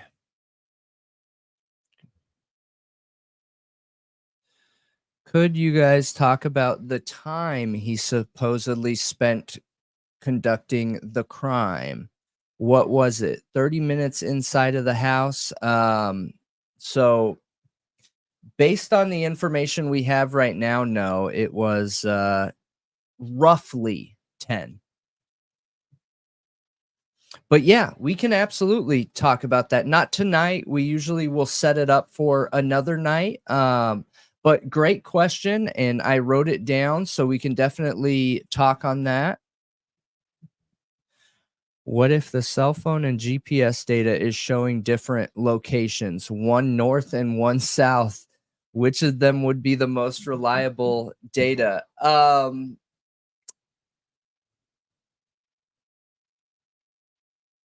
Let me think for a second, okay? Because that's such a good question.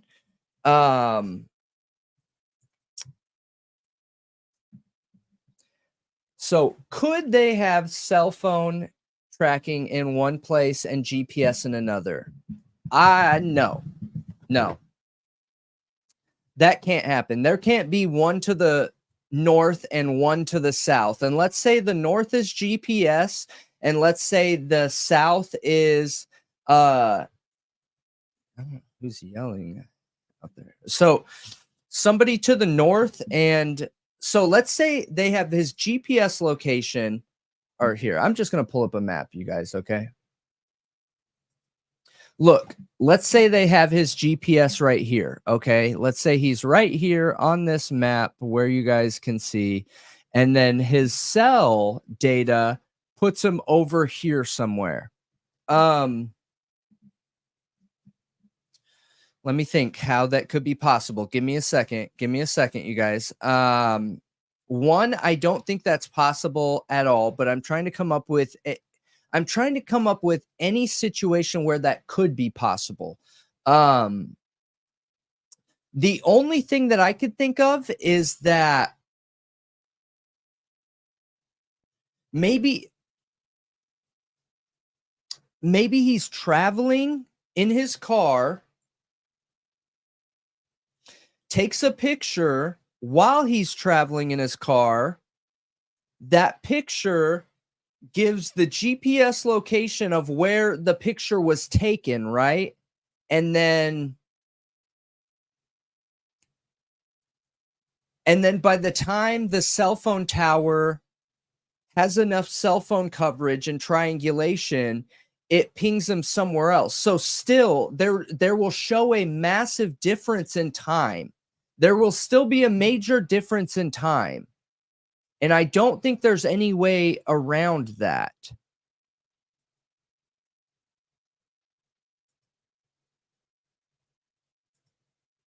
I hope that helps.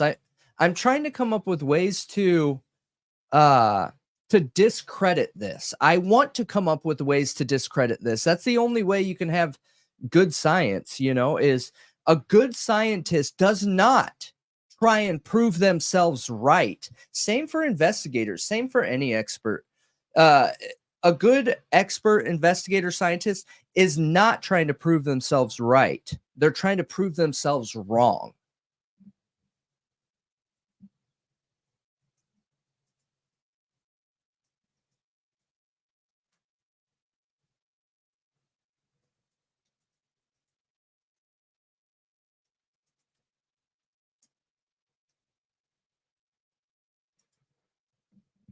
But so that's a great question. You guys had really good questions. Really, really, really good questions. So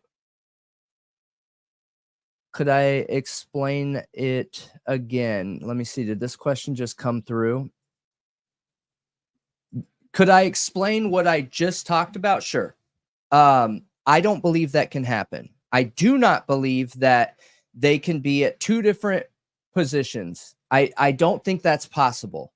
I do not think that's possible unless there's some kind of major flaw in his phone or system, you guys. So what I would expect to see, okay? What I would expect to see is that without multiple towers overlapping, you're going to have a massive coverage area. So what they'll say is like, Bryan Kohberger's phone was only covered by one cell phone tower or network location. And due to only having one location, it's going to be a 2 mile by 12 mile radius. 2 mile by 12 mile or I guess square mileage. So what would that be? 2 by 2, so 24 square miles. So they would say, we've been able with only one tower to get this down to 24 square miles. So not very precise, you know what I mean? But like what I'm trying to get at is even if they only have one tower and they say that they've got it down to 24 square miles, it's not wrong science. It's just not accurate,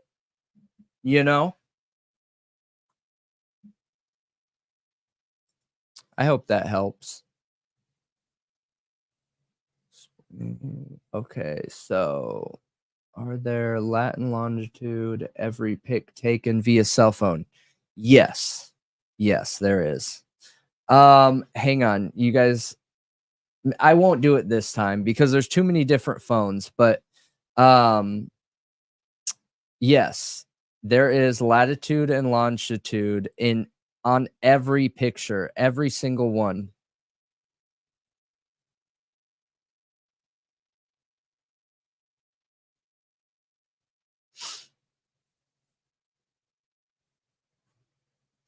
Yeah, kicked off. But what's interesting is on those pictures,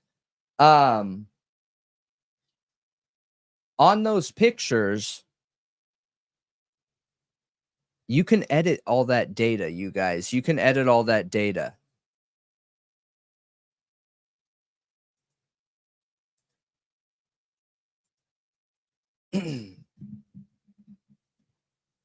What's interesting though is this idea that everyone out there had, like, the way that they're going about trying to discredit the expert and investigation is wild. That's what's blowing my mind, you guys, is the way that they're trying to do it. The way that they're trying to do it is they're going about it from a subjective bullying way, not an objective scientific angle. And come on, like, why are you guys not talking about it from a scientific angle? You know, if someone approached me and was like, "Hey, Brendan, we need your expertise and we need you to talk about, you know, how this can help the state using this technology in this way," like, there is some science out there that you could bring into the equation to beg to question whether they're going to have actual evidence for this defense or not. What I mean by that is everyone is talking about betting and relying on this alibi having evidence. What if they don't have evidence? We don't know what supporting evidence they're bringing forward, right? And like we said in the very beginning of this alibi either dug Bryan Kohberger's hole, or it's going to be massive, a bombshell. There is no in between. So I sure hope that they have great evidence. I sure hope they do.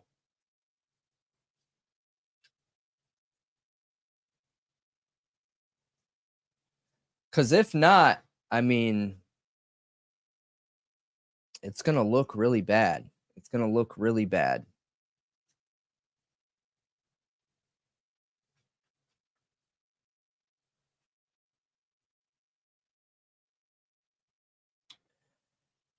We'll find out soon, I hope.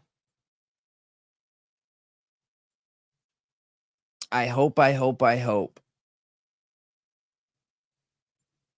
And I'm curious to see what this cast report has too, because, you know, we went over the cast report in detail, and there's very specific specifications to the cast report, you guys. So the cast report cannot be used in any kind of expert capacity if there's not a minimum type of coverage. So, but I was just... Do you have any other questions?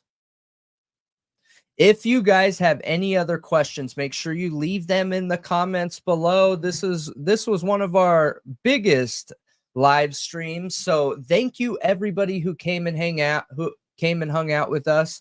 I think there's only been one other live stream that has had more people than this one. So thank you all for hanging out with us. Make sure you hit that thumbs up button, hit those stars, hit those likes, share it with family, share it with friends, turn on notifications, continue to help us grow. Our growth, our insane blowing up of subscribers has all been because of you guys. All because of you, okay? Sure, we're doing marketing every time a video's messed with, but it's still being shared from you guys. I can see the amount of shares versus likes versus views versus engagement, and it is steadily increasing. So thank you all. You guys are awesome and amazing, and just keep doing what you're doing. You guys are all way smarter than I am. I don't know if you're smarter than Malia, but you're definitely smarter than I am. But you know, if it's technology related, you can always come to me, and yeah.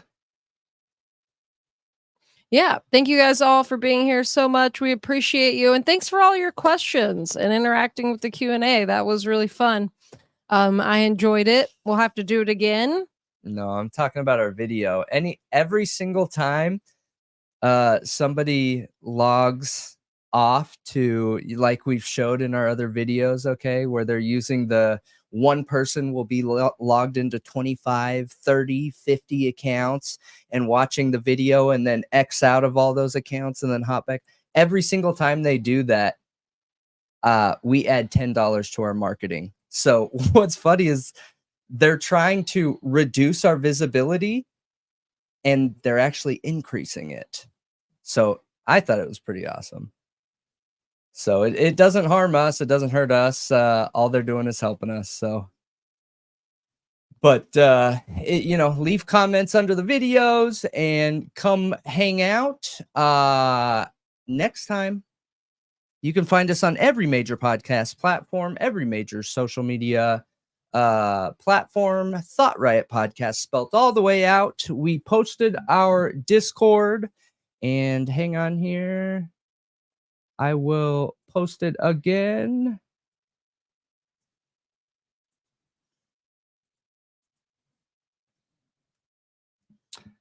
So, bam, there we go. Discord is in there. So we appreciate you guys. Thank you for hanging out with us. And we will see you again next time.